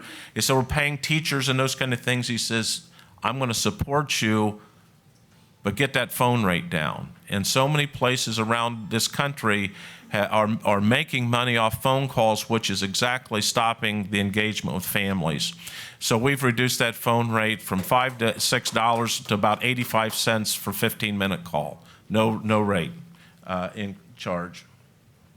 And those are the pieces around the 11 pathways that we talked about. We now have 12 of these centers all over Ohio and all over the prisons, bringing families in, family worship days, family days where kids are learning their homework and things from their families. And quite frankly, I love this. I love being in these places, and I believe the softening of the hearts, and that's what we talked about in the earlier session, the softening of the hearts, if we can get public in to take a look at people engaged in these 8 to 10 hours a day, it changes the mindset of incarceration. And finally, I'll just say this. We had a 1.5-page mission statement when we started. No one knew it. I traveled the state, asked every employee, 12,000 employees, I said, tell me our mission statement. No one could do it. It was 1.5 pages long. I didn't even know it. We changed our mission statement to simply say this: our mission in Ohio, the Ohio Department of Rehabilitation and Correction. Watch what agencies call themselves. I think it says something. Rehabilitation and corrections, not just corrections, is to reduce recidivism among those we touch. We'll run orderly systems. We'll put evidence-based programs. We'll think about reentry. We'll think about reentry coalitions that we have. Critical. Treating the addiction of these nonviolent people coming to prison is critical. We've got to continue to do that and expand that. We have to think about transitioning people to the community. We have 72 of our 88 counties have reentry coalitions. We have coalitions, sheriffs, prosecutors, and judges doing welcoming home videos and sending them into the prison saying, you're coming back to our county, welcome home. Here's some numbers phone numbers that you may have. And as was stated earlier in the session, and this is the core of everything, people that we serve are human beings. And I believe there are too many people that don't have that fundamental understanding, and it's the responsibility of people in this room to continue to take that message to people, because that will be the tipping point of what makes change in this country.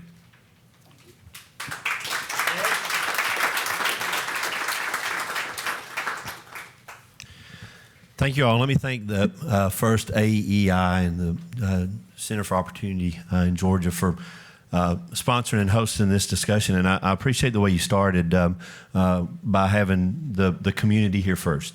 We've had the opportunity to work some with Dean and going to continue to work with Dean in Georgia as we are developing healing communities of Georgia.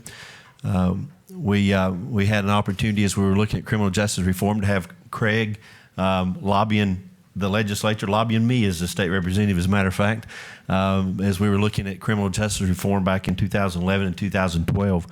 I want to, first of all, share just a brief, very, very briefly about the way Governor Deal began his term in office. In the inaugural address in 2011, as Georgia was still very, very much in the thick of the recession, and budgets were being cut, and people were questioning government's role. What is government's role? The first thing Governor Deal talked about in the inaugural address was the role of government. And he turned to the Constitution. Our state Constitution provides that government is instituted for the protection, security, and benefit of the people.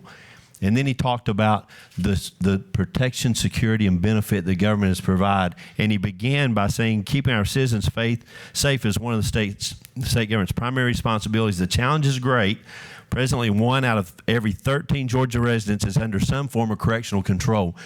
Director Moore shared the statistic showing the incarceration rate in the United States. In Georgia, that's not a misstatement. In Georgia, 1 out of 13 adults under some form of correctional supervision. The national average is 1 in 31. So you might say that Georgia is one of the leading states in incarceration rates in the country that's leading the world in incarceration rates. We had the 10th largest prison population and the 10th largest population and the 4th largest prison population when Governor Deal came in office. We had roughly 65,000 inmates that were under state sentence. Some of those were in county jails waiting on a bed. About 6,000 of those already sentenced and waiting on a bed. The state started paying a per diem of $22 a day after 15 days after the sentencing packet was received and opened by corrections. It was snail mailed by corrections. When someone opened it after it sat on the desk for a little bit, then 15 days after that, the state would start paying $22 a day per diem. It would take 30 to 45 days on average before the county began to see any kind of per diem from the state. When we started criminal justice reform in 2011, we were paying $25 million a year in per diem to the county, in spite of the fact that it was 30 to 45 days before the clock started ticking. This past year, with some things that happened in reform, one of the things we did was electronic sentencing packets. Now the sentencing packet's there immediately.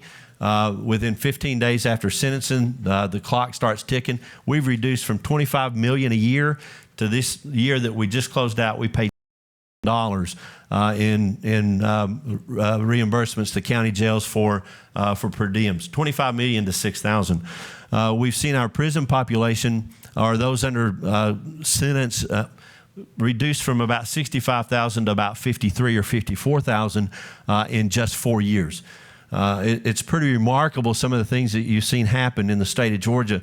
Much like Ohio, we were incarcerating a lot of people that were not violent. Governor Deal talks about how we incarcerate those nonviolent, those that are not criminally minded. We put them in prison with criminally minded people. They come out a few years later, now with a felony on the record, and they've been in this housed in this environment with people who do have criminal mindsets, and they come out worse than they are when they went. People change when they go to prison. They do change. They don't come back the same person they went in.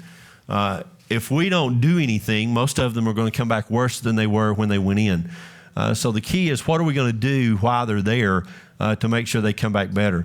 And even more importantly, what are we going to do to make sure that those prison beds are reserved for the people who truly need to be in prison, and we're not incarcerating people who are not criminally minded, but they're behaving criminally as a result of addiction or mental illness. You get them in recovery, the criminal behavior goes away, right? So what are we going to do to get them in recovery and allow the criminal behavior to take care of itself by having them in recovery? So in the state of Georgia, we've increased tremendously the presence of accountability courts and day reporting centers and other options for probation and parole to be able to provide graduated sanctions and treatment in the community to make sure that those prison beds are for those who truly need to be there. And you can see that beginning to take place because 4 years ago, we had about 58% of those who were incarcerated that were violent criminals. Now that percentage rate is up to about 68%, which is getting closer to where it needs to be. I want to see that continue to increase as we're learning more and more in Georgia how to separate out those who are mad at and those who are afraid of and save those hard prison beds for those that we're afraid of. So when we're talking about criminal justice reform and the way Georgia Governor Deal has led us in criminal justice reform, in the first year, we looked at sentencing reform for adult offenders, and I've shared with you a little bit of the success we've had as a result of that reform. The second year, we looked at juvenile. One of the things that we found when we began looking at the juveniles is that somewhere in the neighborhood of 60% of those juveniles who receive out-of-home placement are receiving out-of-home placement that is based upon misdemeanors or status offenses. And of course, you know what a status offense is. That means it wouldn't be illegal if they weren't a minor. Yet that's where a large percentage of our out-of-home placements were. We've done some really innovative things, I believe, with some grant funding for the counties that are putting the greatest number of juveniles in out-of-home placement. If they would agree to reduce the number of commitments by 15%, we'll give them grant funds so that they can build out evidence-based programs in the community to provide services in the community for those juveniles, which is, as we all know, the best way to deal with those juveniles. In the first year, the counties that received those grant funds, while we asked them to reduce the number of commitments by 15%, they actually reduced the number of commitments by 62% in the first year. And while we had many communities that did not have a single evidence-based program in the community for juveniles, now every judicial circuit in the state of Georgia has evidence-based community treatment programs for juveniles. So that's the second leg of reform. The third leg of reform is the leg of reform that I am primarily responsible for, and that's transition or reentry into the community, reducing recidivism for those who do go into the prison system. And Governor Deal made it very clear from the beginning that this is not an issue that can be resolved by government. This is a very complex issue that takes a collaborative effort between government and community stakeholders if we're going to be successful in reducing recidivism and increasing the success of those who are coming out of the prison system. So we're trying to divert those who don't need to be in prison to get the community-based services and support they need to get in recovery and avoid ever getting into the criminal justice system. And then on the back end, we're making sure that we're providing better services for those who are coming out. Governor Deal told me when he offered me this position with the Governor's Office of Transition Support and Reentry that this is a community-driven program. We have in the state of Georgia roughly 20,000 individuals a year who come out of the prison system. That's roughly 20,000 who are coming back to our communities every year. The Georgia Prisoner Reentry Initiative, which we manage, is not about bringing more people home. It's just making sure that they're better prepared when they come home and that the communities are better prepared for them when they come home. One of the first things I did is in the first month that I was in this position is I came to Ohio and spent some time in Ohio looking at some of the things that they're doing with community reentry, some very impressive work that's being done in Ohio, and I applaud Ohio for the work that they're doing there. Quite frankly, our goal is to do that and then some. We want to do the absolute best that we can for those individuals coming out of the prison system to make sure that they're able to successfully reintegrate back into the community. So we began with a collaborative effort in developing out the Georgia Prison Reentry Initiative. And the way we started, and you mentioned coming from Human Services, and there's a wide background of representation here on this panel. The way we started is we got mid and upper level managers together from every department and agency in state government. And we sat down and started talking about what do we do for those individuals coming out of the prison system, the barriers that they face to reentry, and what do we do to remove those barriers? What do we do to provide opportunities for them to be successful? And there are many barriers that they face, as you know. And one of the things that happened repeatedly over the course of those couple of days is someone from one of our departments or agencies would speak up in talking about a barrier and say, when we have someone facing this barrier, this is the service that we provide. This is what we do to try to help them overcome that barrier. And someone from one of our other departments or agencies would speak up and say, really? You do that? We have people all the time that we're working with who need that. We didn't know that was available. I'm not sure if you're aware of this, but government operates in silos sometimes. You are? I guess you are aware of that. Quite frankly, corrections departments operate in silos. Community supervision sometimes operates in silos. But certainly, when you're looking from department to department, there are a lot of silos. So the Georgia Prison Reentry Initiative was about coming out of the silos and collaborating together so that all of our departments and agencies, with what they do in interventions with individuals coming out of the prison system, everything they do is consistent with the framework that's been developed that we're calling the Georgia Prison Reentry Initiative. We utilized the TPC model by the NIC. The Reentry Policy Council reported 2003, and we developed 26 targets of change, with each of those targets of change having policy expectations and performance expectations. And we told our departments and agencies, everything you do interacting with returning citizens, you need to make sure that it's being done under the umbrella of the Georgia Prison Reentry Initiative. And then we engage the community, because quite frankly, as Governor Deal has said repeatedly, we can do everything that we can to rehabilitate, but it's ultimately the faith community that brings redemption for these individuals coming out of the prison system. So we're engaging with the faith community within my department. We have 3 divisions. We have an operations division, an evidence-based programming division, and we have a faith division. And we're working with Dean and some others to really build out a healing communities of Georgia. And we're on the beginning. We're just beginning this. We're just beginning to move forward with it. We're excited about where we believe we're going and the way the faith community is going to be able to make a real impact as we're moving forward with our Georgia Prison Reentry Initiative. It is truly a collaborative effort. When we talk about Georgia Prison Reentry Initiative, we talk about one strategy and one plan. And the reality is, prior to this, we had so many different strategies and plans and agencies doing this and that, and we're bringing it together under one strategy and one plan. We've got a long ways to go, but we know this. There's not a silver bullet. It's a complex approach that takes a lot of agencies and stakeholders all working together with this one strategy if we're going to be successful. And that's the key to implementation, and that's what we're trying to do in Georgia. Thank you very much. Chauncey?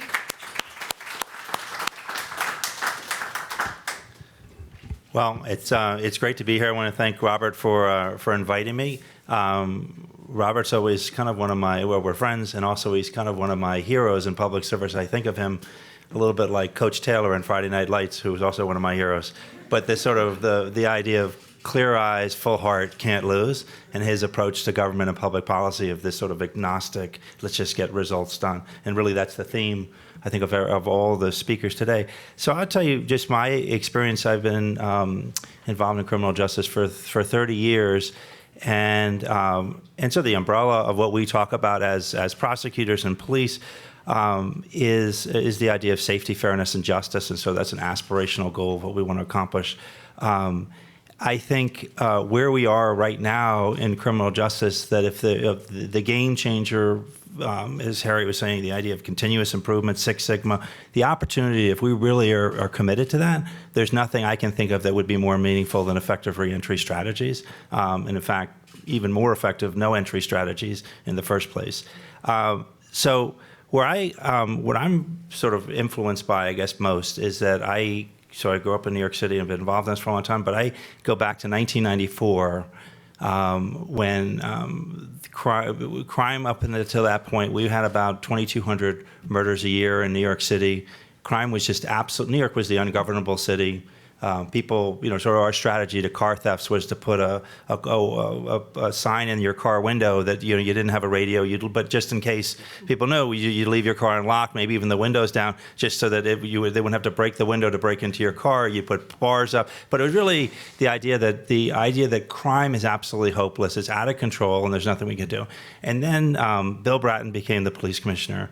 And he brought, I think he's a high school dropout, but a guy named Jack Maple, who really changed the world of policing. He wore a derby, and if you ever sort of Google him, wore a derby as a police officer, wore a derby and bow tie and cream-colored suits. But he had this idea, which influences me every day. But he basically came in and said, I think, and Bratton promoted him from wherever he was, I think a lieutenant, and brought him up to be the number 2 person chief crime strategist in the NYPD, and this is 1994. And he said, and Maple said, I think we're just doing this wrong. I think the basic principle of human behavior is what gets measured gets done. And we're measuring, in police, we're measuring the wrong thing. We're measuring how many people get arrested. That's, if you're a precinct commander, that's the measure, because what else are you supposed to do? The paradigm is crime's out of control, so the only thing you can do is how effectively do you respond to the 911 call. Maple said, no, that's wrong. What we really should be measuring is crime reduction. That's the reason why we're in the public safety business in the first place. And that should be the goal, is to reduce crime. People thought he was crazy in lots of ways. They thought he was crazy in particular with this idea. But he said, no, the goal really really the principles of successful business management in crime fighting is, what's your goal? And the goal is to reduce crime. How would you measure success? We'll measure it by reported crime. So we have reported crime as our measure. Third, what's your plan? So how are you going to reduce crime? And then fourth, how's it going? So those four simple principles that he basically wrote on a napkin that became the crime called CompStat in New York City, really changed the world. So in New York City, based on that strategy, he then our murder rate has gone from 2,200 murders a year to last year we had 330 murders. All other crime categories have been reduced 80 or 90%. There's CompStat, I think, in every police department in America, and I think there's CompStat in police departments all over the world. But that principle of what is your goal, to me, is how you break down these silos, how you actually make government effective, is that we don't take the time to sort of say, what exactly is our goal? What are we doing what we're doing? And how would you measure success against that goal? Because those measures can sometimes be very elusive. And then open up the power of imagination for what are you going to your strategies for how you're going to do it. So in policing, I think that strategy changed it. Then I went to work for Cy Vance, who's another one of these great imagination. He said, so when he came in 2010, as prosecutors, we were a little bit like police before Maple. You sort of respond to the radio run. Somebody gets arrested, somebody calls 911, the police respond. Same thing as prosecutors, is that we would somebody gets arrested, they bring the case to us, we prosecute or don't prosecute, somebody else gets arrested. We had no idea of really, that was sort of the goal, is to effectively prosecute those cases. But what Cy Vance did, he said, no, listen, let's think exactly the same way that Maple has set up this goal. Let's set the goal up for our office. What we want to do is everything humanly possible to reduce crime in Manhattan. And that's the goal, to reduce crime. And it starts to sort of call it intelligence-driven prosecution, but it starts to get you out of the respond to the 911 business of a prosecutor's office, and instead look at the map and say, what can we do, everything we can possibly do to reduce crime? So what's the kind of thing that happens when you start to think that way as a prosecutor? You start to see what we all know, but even though we get 100,000 arrests every year in Manhattan, there are really a handful of people in every community who are driving the violence. There may be 50 people in a gang, but there's really 3 or 4 that are really the ones that are greatest threat to public safety, and the other ones really aren't. They're part of the group, but they're not. But the key is to figure out who are the people for us. From a violence perspective, is who's actually driving the violence, and then use the powers of being a prosecutor to incapacitate violent people. So that's part of what we did. But then, where this leads to our conversation today, is if you're really committed to public safety, then you'd say, well, what else could you do to reduce crime? You could also see, for example, what we saw is that a lot of our violence was young people on Saturday night, sort of like jets and sharks, one housing development against another. And I think it's no different in New York City than other cities, but it's Saturday night. And we saw, so that's when the crime is, and it's young people getting involved in crime. But also, every gym in Washington Heights, Harlem, and the Lower East Side of New York is closed on Saturday night. So it's probably not a good lining up of strategies that you would. So we use criminal asset forfeiture to open gyms, and so that's a crime fighting strategy, opening a gym on a Saturday night. So then it leads to this question. I think when we think about prisoner reentry, and I've been involved for a while. People were talking. This is years ago, maybe not so much. I don't think so much now. People talk about prisoner reentry as if somehow, if you're talking about what to do with effectively reduce recidivism, somehow you're soft on crime. I don't know if people still use that term, but there was a term people used, that soft on crime, to think. I think you're soft on crime if you're not thinking about effective reentry strategies. If nothing else, from a pure public safety strategy in New York State, so crime is down dramatically. Our prison population is down actually from 72,000 to 50,000, still 10 times more than it was in 1970. But in New York State, every year, 20,000 people leave prison.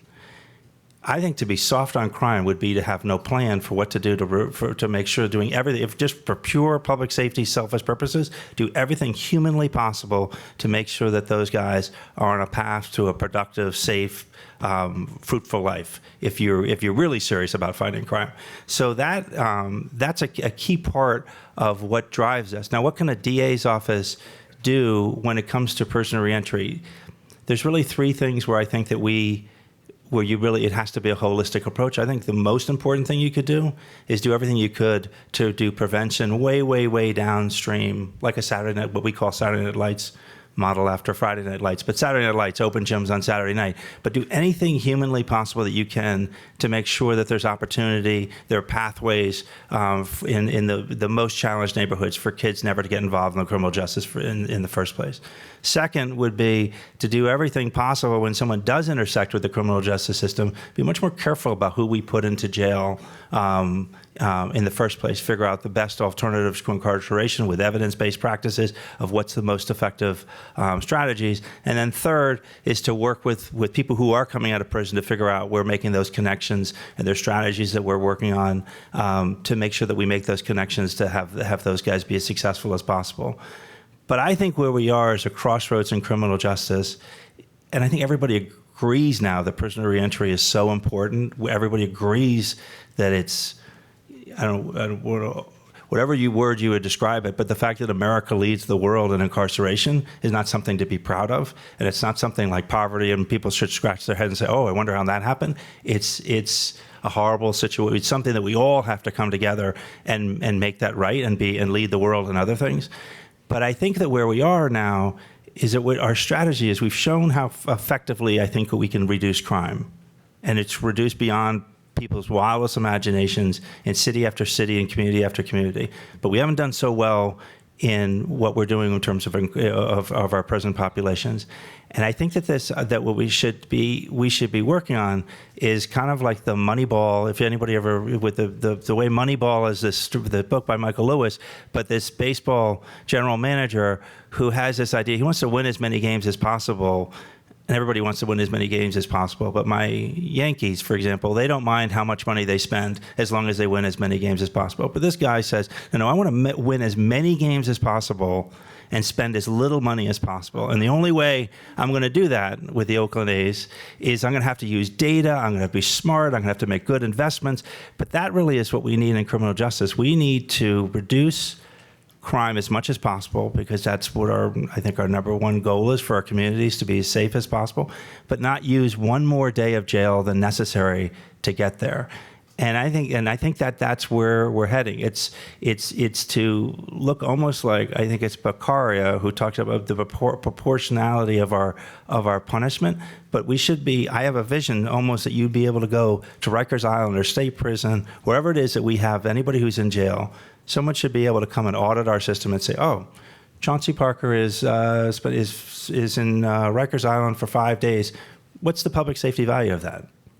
Somebody is in state prison for 5 years as opposed to 10 years. What's the public safety value of that? There may very well be the public safety, but we should really have the most sensitive hand on the dial and never use a day of jail any more than we need to. Sometimes we need to do it for the rest of somebody's life, but far more often, we don't need jail at all. We can be much more effective in our strategies. Or we need far less than what we're using. And I think those two things at the same time, that Moneyball approach to criminal justice of reducing crime, reducing jail, both at the same time, is where we're poised to go with our next steps. Thank you very much. That was very, very good presentations. And as I said, I think I'll open up with a couple questions that come from the human services world with regard to recidivism, and take off a little bit on Gary's comment about an important human service, which is public health insurance, and you mentioned Medicaid. And of course, for some conservatives, the idea of attaching people to public benefits that may allow them to afford their medications or health care when they come out of prison causes some anxiety. And I wondered, could you talk a little bit more about your belief in what kinds of public benefits should or should not be available to people leaving the correction system, and whether the correction system should be involved in helping make that attachment prior to their release? Well, let me take off on what Chauncey said. This is a public safety issue. I mean, it clearly is. And it is a partnership, and we're in partnership with Medicaid and mental health, and I do think it's our business, because our mission is to reduce recidivism and reduce crime victims. So I believe that if we can take those people folks, we sometimes forget how difficult it is, I think, to re-enter society. How many things are going on somebody's mind the day they leave? So the goal here is transition, to take people in prison that have been used to evidence-based programs, mental health, drug programs that are working, to have Medicaid come in, case plan those people that are seriously addicted, seriously mentally ill before they leave, come in, meet with them, set up appointments before they leave. Do you realize how long it takes for someone to get an appointment with a psychiatrist? So we may leave someone with 14 days or 30 days of medication. Can they get in to see a psychiatrist to renew that script within that time? Probably not. But if we can case plan that with Medicaid, coming into our prisons, linking them, saying, hey, hello, this is who I am. You're going to Cincinnati, Ohio. This is your service provider. We will be there. Your first appointment is next Wednesday. Here's the address. And we've gotten your medical records because you have electronic health records now that you've signed a waiver for. We know exactly what's going on. That is a public safety issue. One, I do believe people can change, and I believe it's a calling. I believe it's a calling of ours to help people change. I think that's our true measure. But bottom line, it is a public safety issue, and some of the folks that have been the most difficult folks to manage inside prison have been mentally ill. I've seen almost miraculous results in the community when they've been handed off in a very systemic way to a community provider that's picking them up, that's finding housing for them. It is a public, and it is working, and I believe it's every bit of our business to be part of it. And Gary, can I just push you a little bit on that? You're a national leader in corrections or rehabilitation. Is that attitude common among leaders of state prison facilities? Well, let me just say this. Here's a flaw. The average tenure of a state prison director is 2.8 years. And in fact, there's been 22 new state prison directors in the last 12 months. So it's very difficult to set a mission, and then as both my colleagues have said, to make sure the litmus test of everything you do is aligned to that mission, so staff don't say it's a new flavor of the month because your tenure is so short.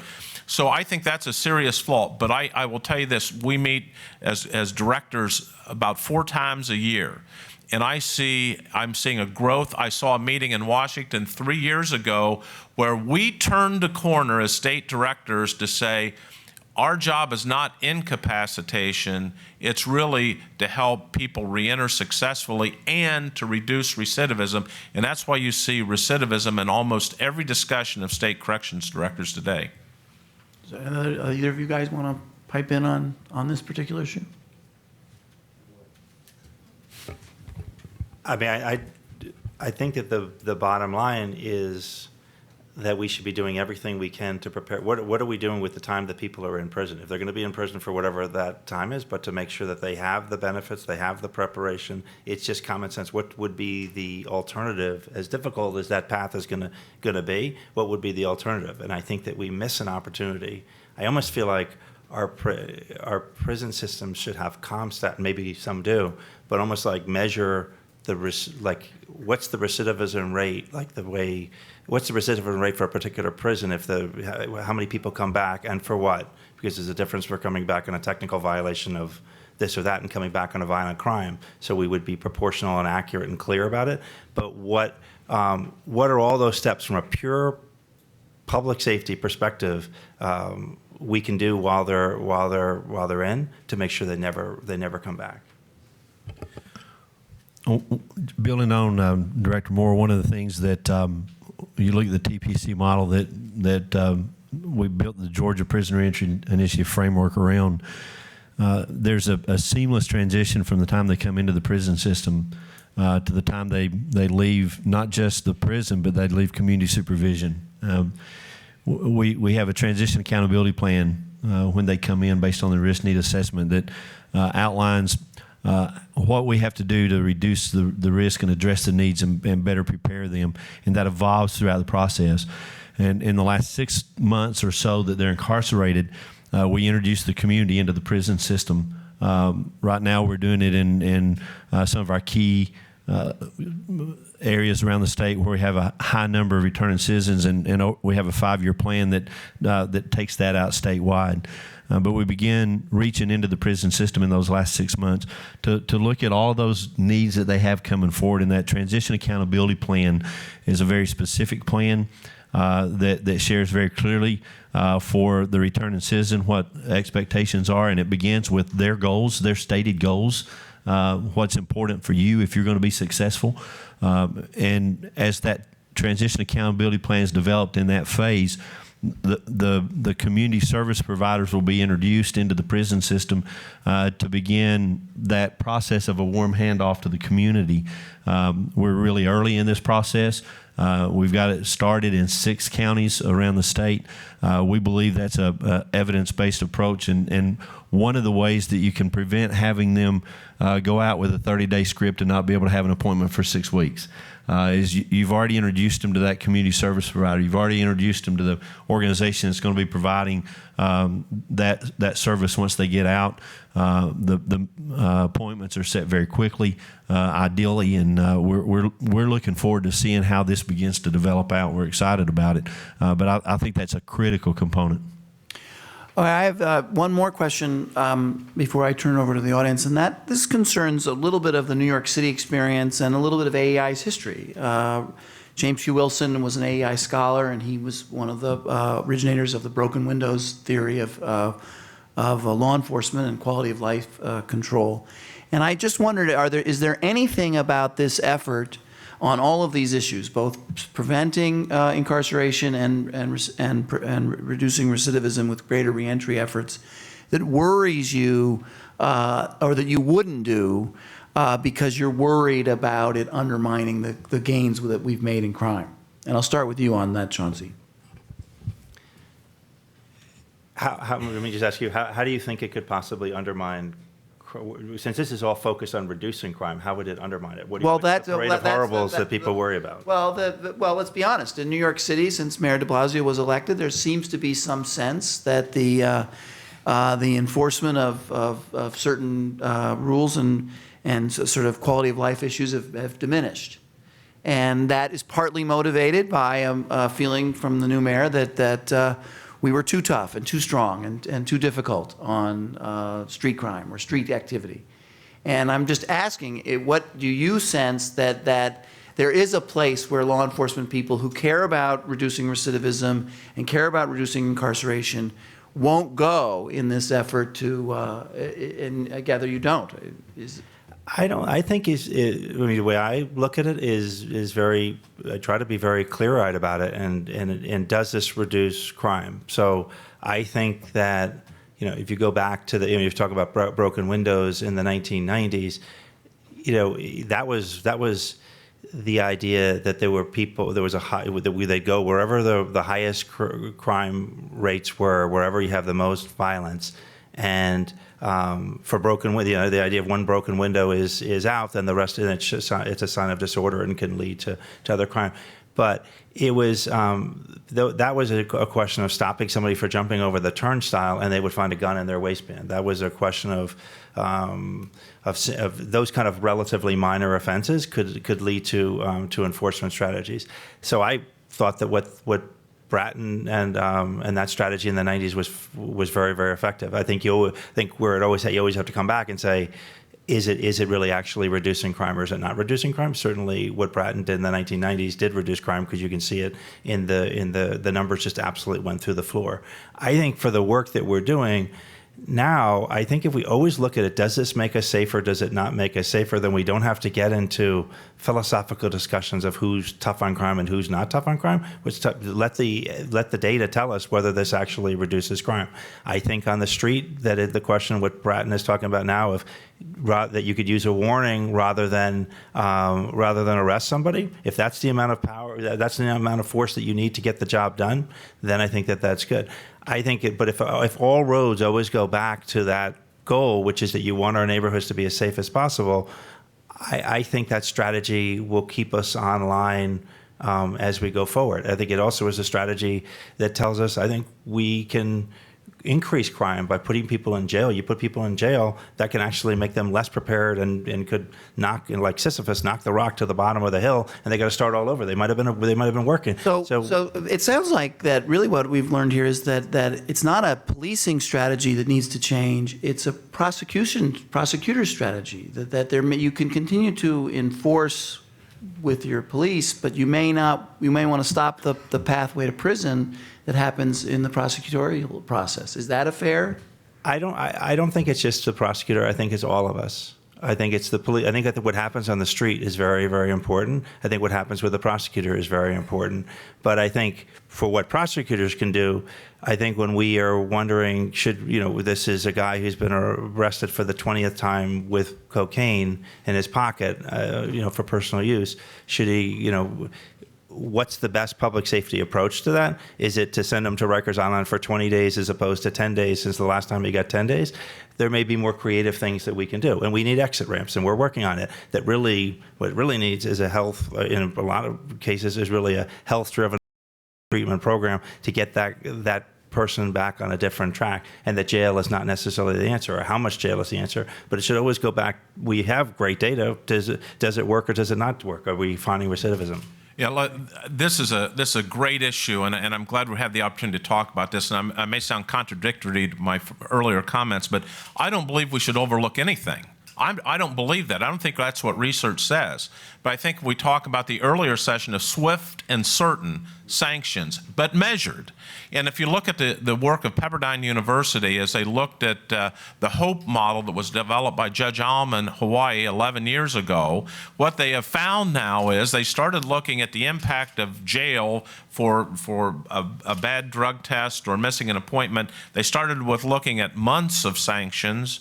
They went to weeks, they went to days. They're now measuring actual hours. If someone's behavior is disrupted for testing positive or missing an appointment, bringing him into jail for a few hours, and what they have found is there is absolutely no difference in whether or not a person is brought into jail for a few hours or a month or two in terms of whether or not they're going to test positive for drugs or miss appointments or other basic material. So I'm a believer in this. I think we should pay attention to good behavior and reward it, and negative behavior and sanction it, but I believe we have over-sanctioned and over-incarcerated some basic behavior way too much, and I think that's creating both jail issue and prison issues.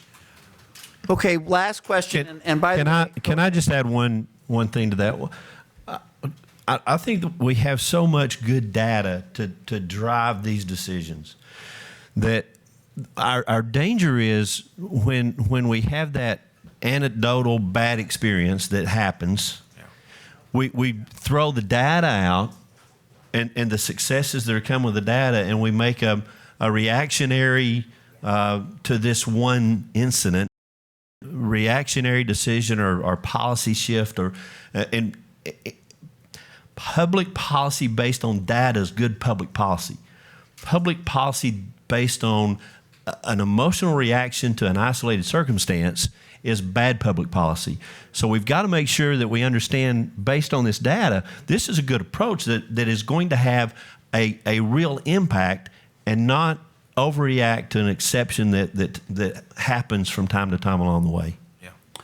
One other area of social policy that comes up in reentry discussions is child support enforcement. It came up in the previous panel. We talked about paying child support. And I wondered if any three of you had any comments on whether that was needed some reform or change, or was a barrier, or was an expectation that helped getting folks involved with their families was a way in which to help them get off to a better start after they leave prison. We about 2 to 3 years ago provided some grant funding with local judges and prosecutors that wanted to find an innovative way of dealing with some of these, because we had it, I think the day that we came into office in 2011, we had about 850 people who were in prison, and their offense was child support, principally. So we've started these programs, and fundamentally it's allowed, I have great confidence in judges, by the way. I really do. I believe in judicial discretion. And what's happened was we've allowed folks to find alternatives to keep people in the community, to find jobs, to find other sanctions where they're held accountable, and maybe they do day reporting for an employment or whatever. But you know, it's awfully expensive to watch people sleep at night, and that's what prisons and jails do. So what we have found, we've reduced significantly the number of people in prison for that, significantly. And it's counterproductive, isn't it, to keep somebody away from a job making $18 a month inside a prison when they owe and their kids are suffering. And we saw the data, and I thought it was 6 out of every 10. Now I learned it's 7 out of every 10 children of the incarcerated come back to prison. It's far-reaching, and that is part of our scope, part of our responsibility. And that's part of why, instead of building prisons, we had to be investing in the communities and quit this brick-and-mortar stuff. Okay, we're going to turn to questions, and we'll start with Gerard.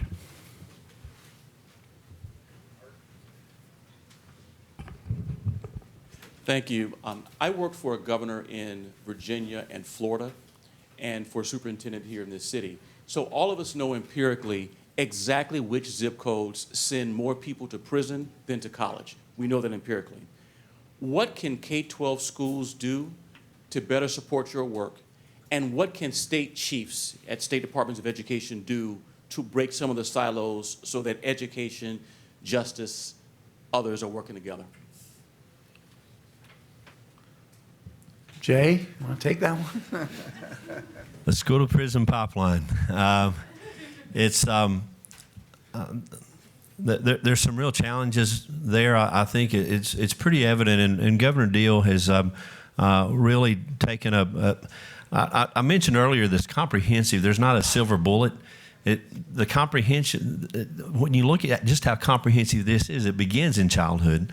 You can predict your prison population by third grade reading level. Those that are not on the reading level by third grade are the ones that tell you what your future prison population is going to be. So providing those opportunities in those areas for quality education has become an important part of what Governor Deal's doing. He's really went forward with some pretty significant measures on charter schools opportunities in those areas. We've seen some. We have a charter school, for example, in one of those zip codes. That somewhere in the neighborhood of 97%, if I remember correctly, the students are those who are in poverty and would otherwise be considered your real risk.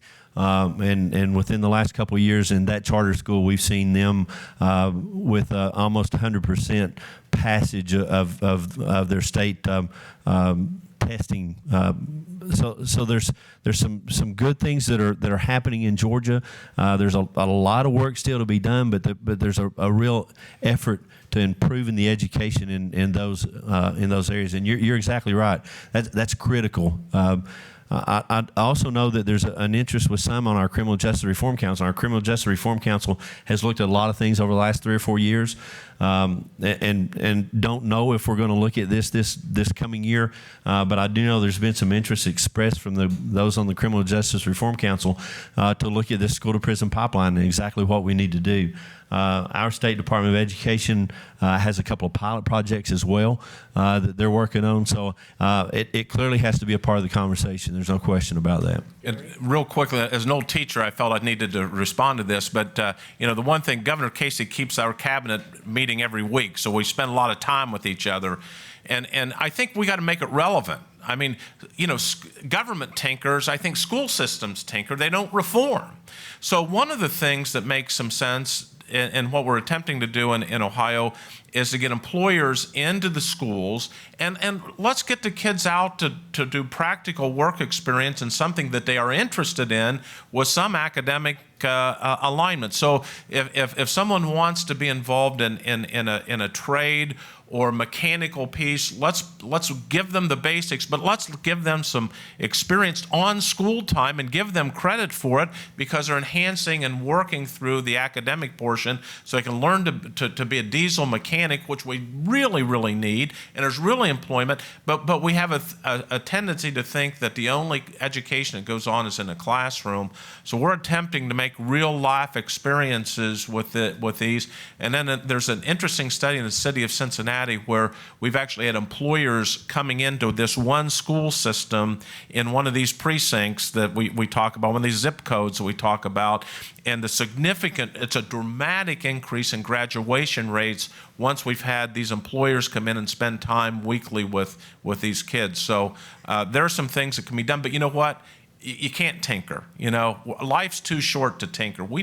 This is about changing lives, and we need to be reformative and not just edging along, I think. Okay. Way in the back, and then we'll come to Justice Corrigan. First of all, I'd like to say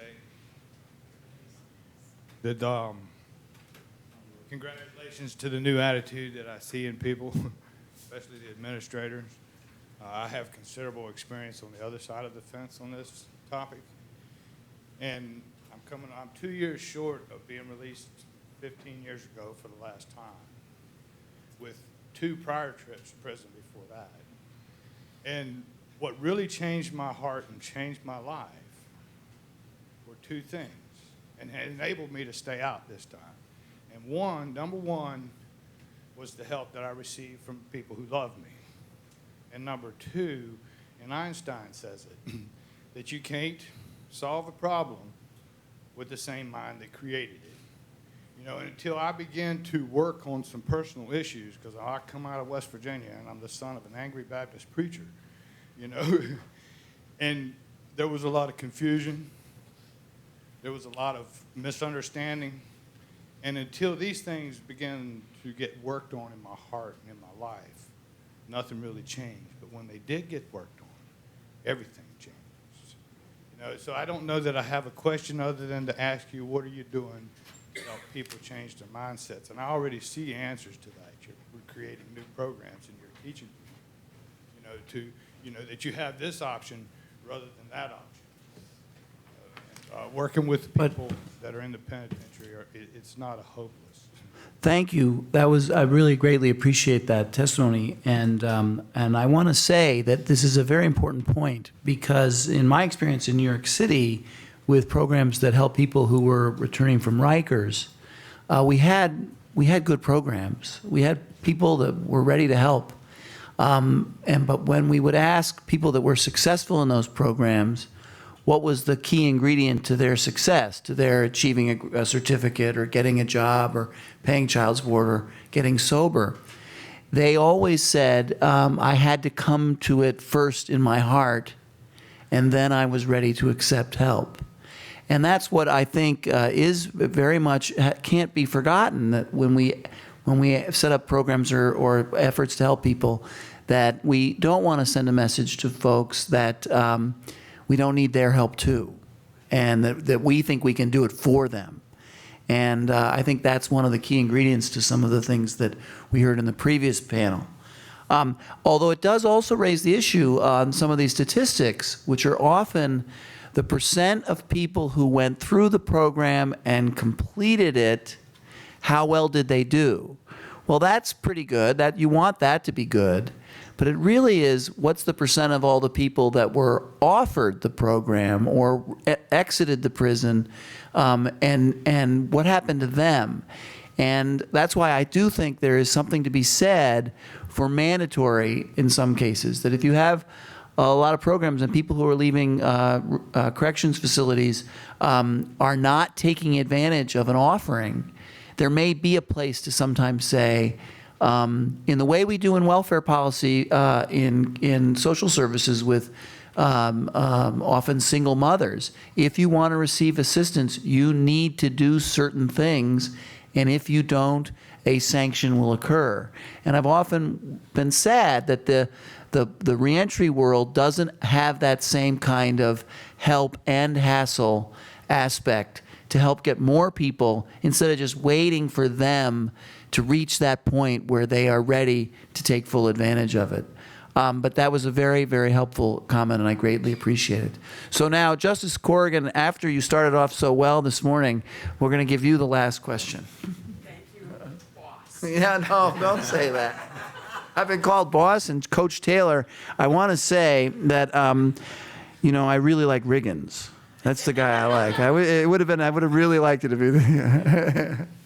This is on. Yeah. Yes. All right. This is a question for Gary Moore. I was fascinated for you to say that you have a huge problem in leadership instability in the United States on corrections heads. We have a huge problem, and one of my research interests at AEI is the instability of human services heads, particularly child welfare heads. The average tenure in the United States is 18 months. And leadership instability is one of the reasons that we can't get to reforms. Now, I had a theory, which I've already advanced, that one of the reasons in the human services arena are child deaths. The news media and the legislators and frequently governors will say, bring me the head of the human services director, off with your head, now the system is fixed.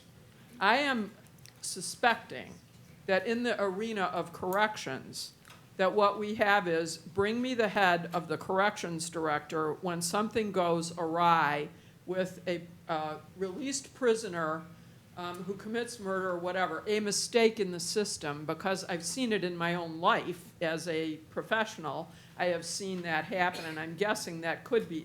These are horrible, horrible jobs, very 24/7 fire hose jobs.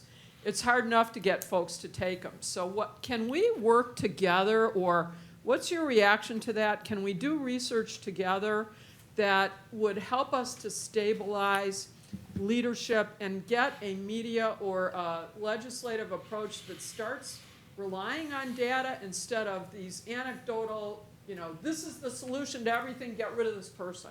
Thank you for letting me emote. Gary? I would love to do that on behalf of this profession. And I think I think the timing would be great. It's selfish, but I think it would be great because I think there is an underpinning and a movement to recognize helping people, reducing crime victims by what we do, using evidence. And isn't it interesting? The more and more we use evidence, it would seem to me that the more stable our leadership should be.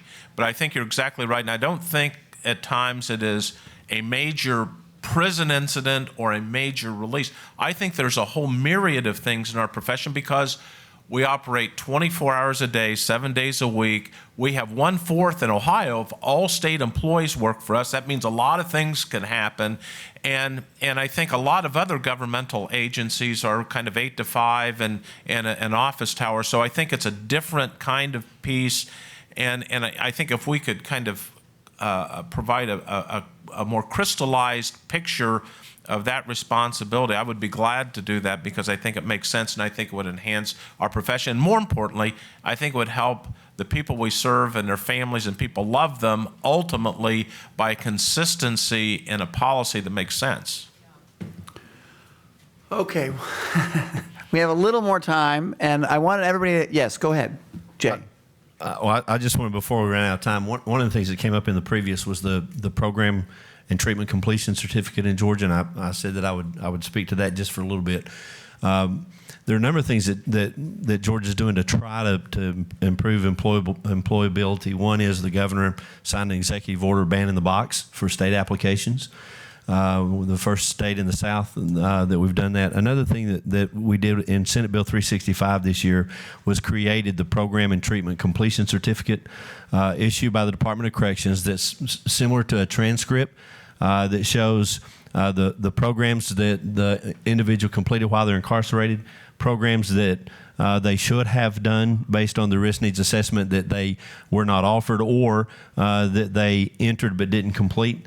It's just a basic snapshot of who this individual is and what have they done to try to better themselves while they're incarcerated.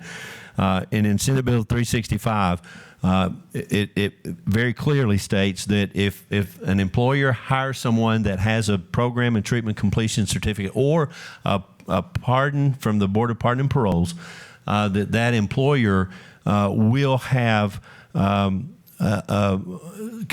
will be considered to have done due diligence in hiring or licensing or admitting to school or admitting to housing or any of those opportunities that individual is seeking. If the person has in hand that program and completion certificate, they will be deemed by the state of Georgia to have done due diligence in working with this individual coming out of the prison system. Okay. And now Harriet, and then we'll close. You posed a question. Take the mic. You posed a question that I want to answer or ask about. We have an ultra-liberal mayor in New York City now. Homelessness is at record numbers. It's doubled street homelessness. And violent crime for youth is on the rise. Do you believe that the message from the top of the administration makes a difference? Because while I don't believe in the amount of stop and frisk that was going on previously, what I see from a human standpoint now is kids killing kids. And they have no fear anymore of carrying guns. And they throw their whole life away when they're too young to think straight.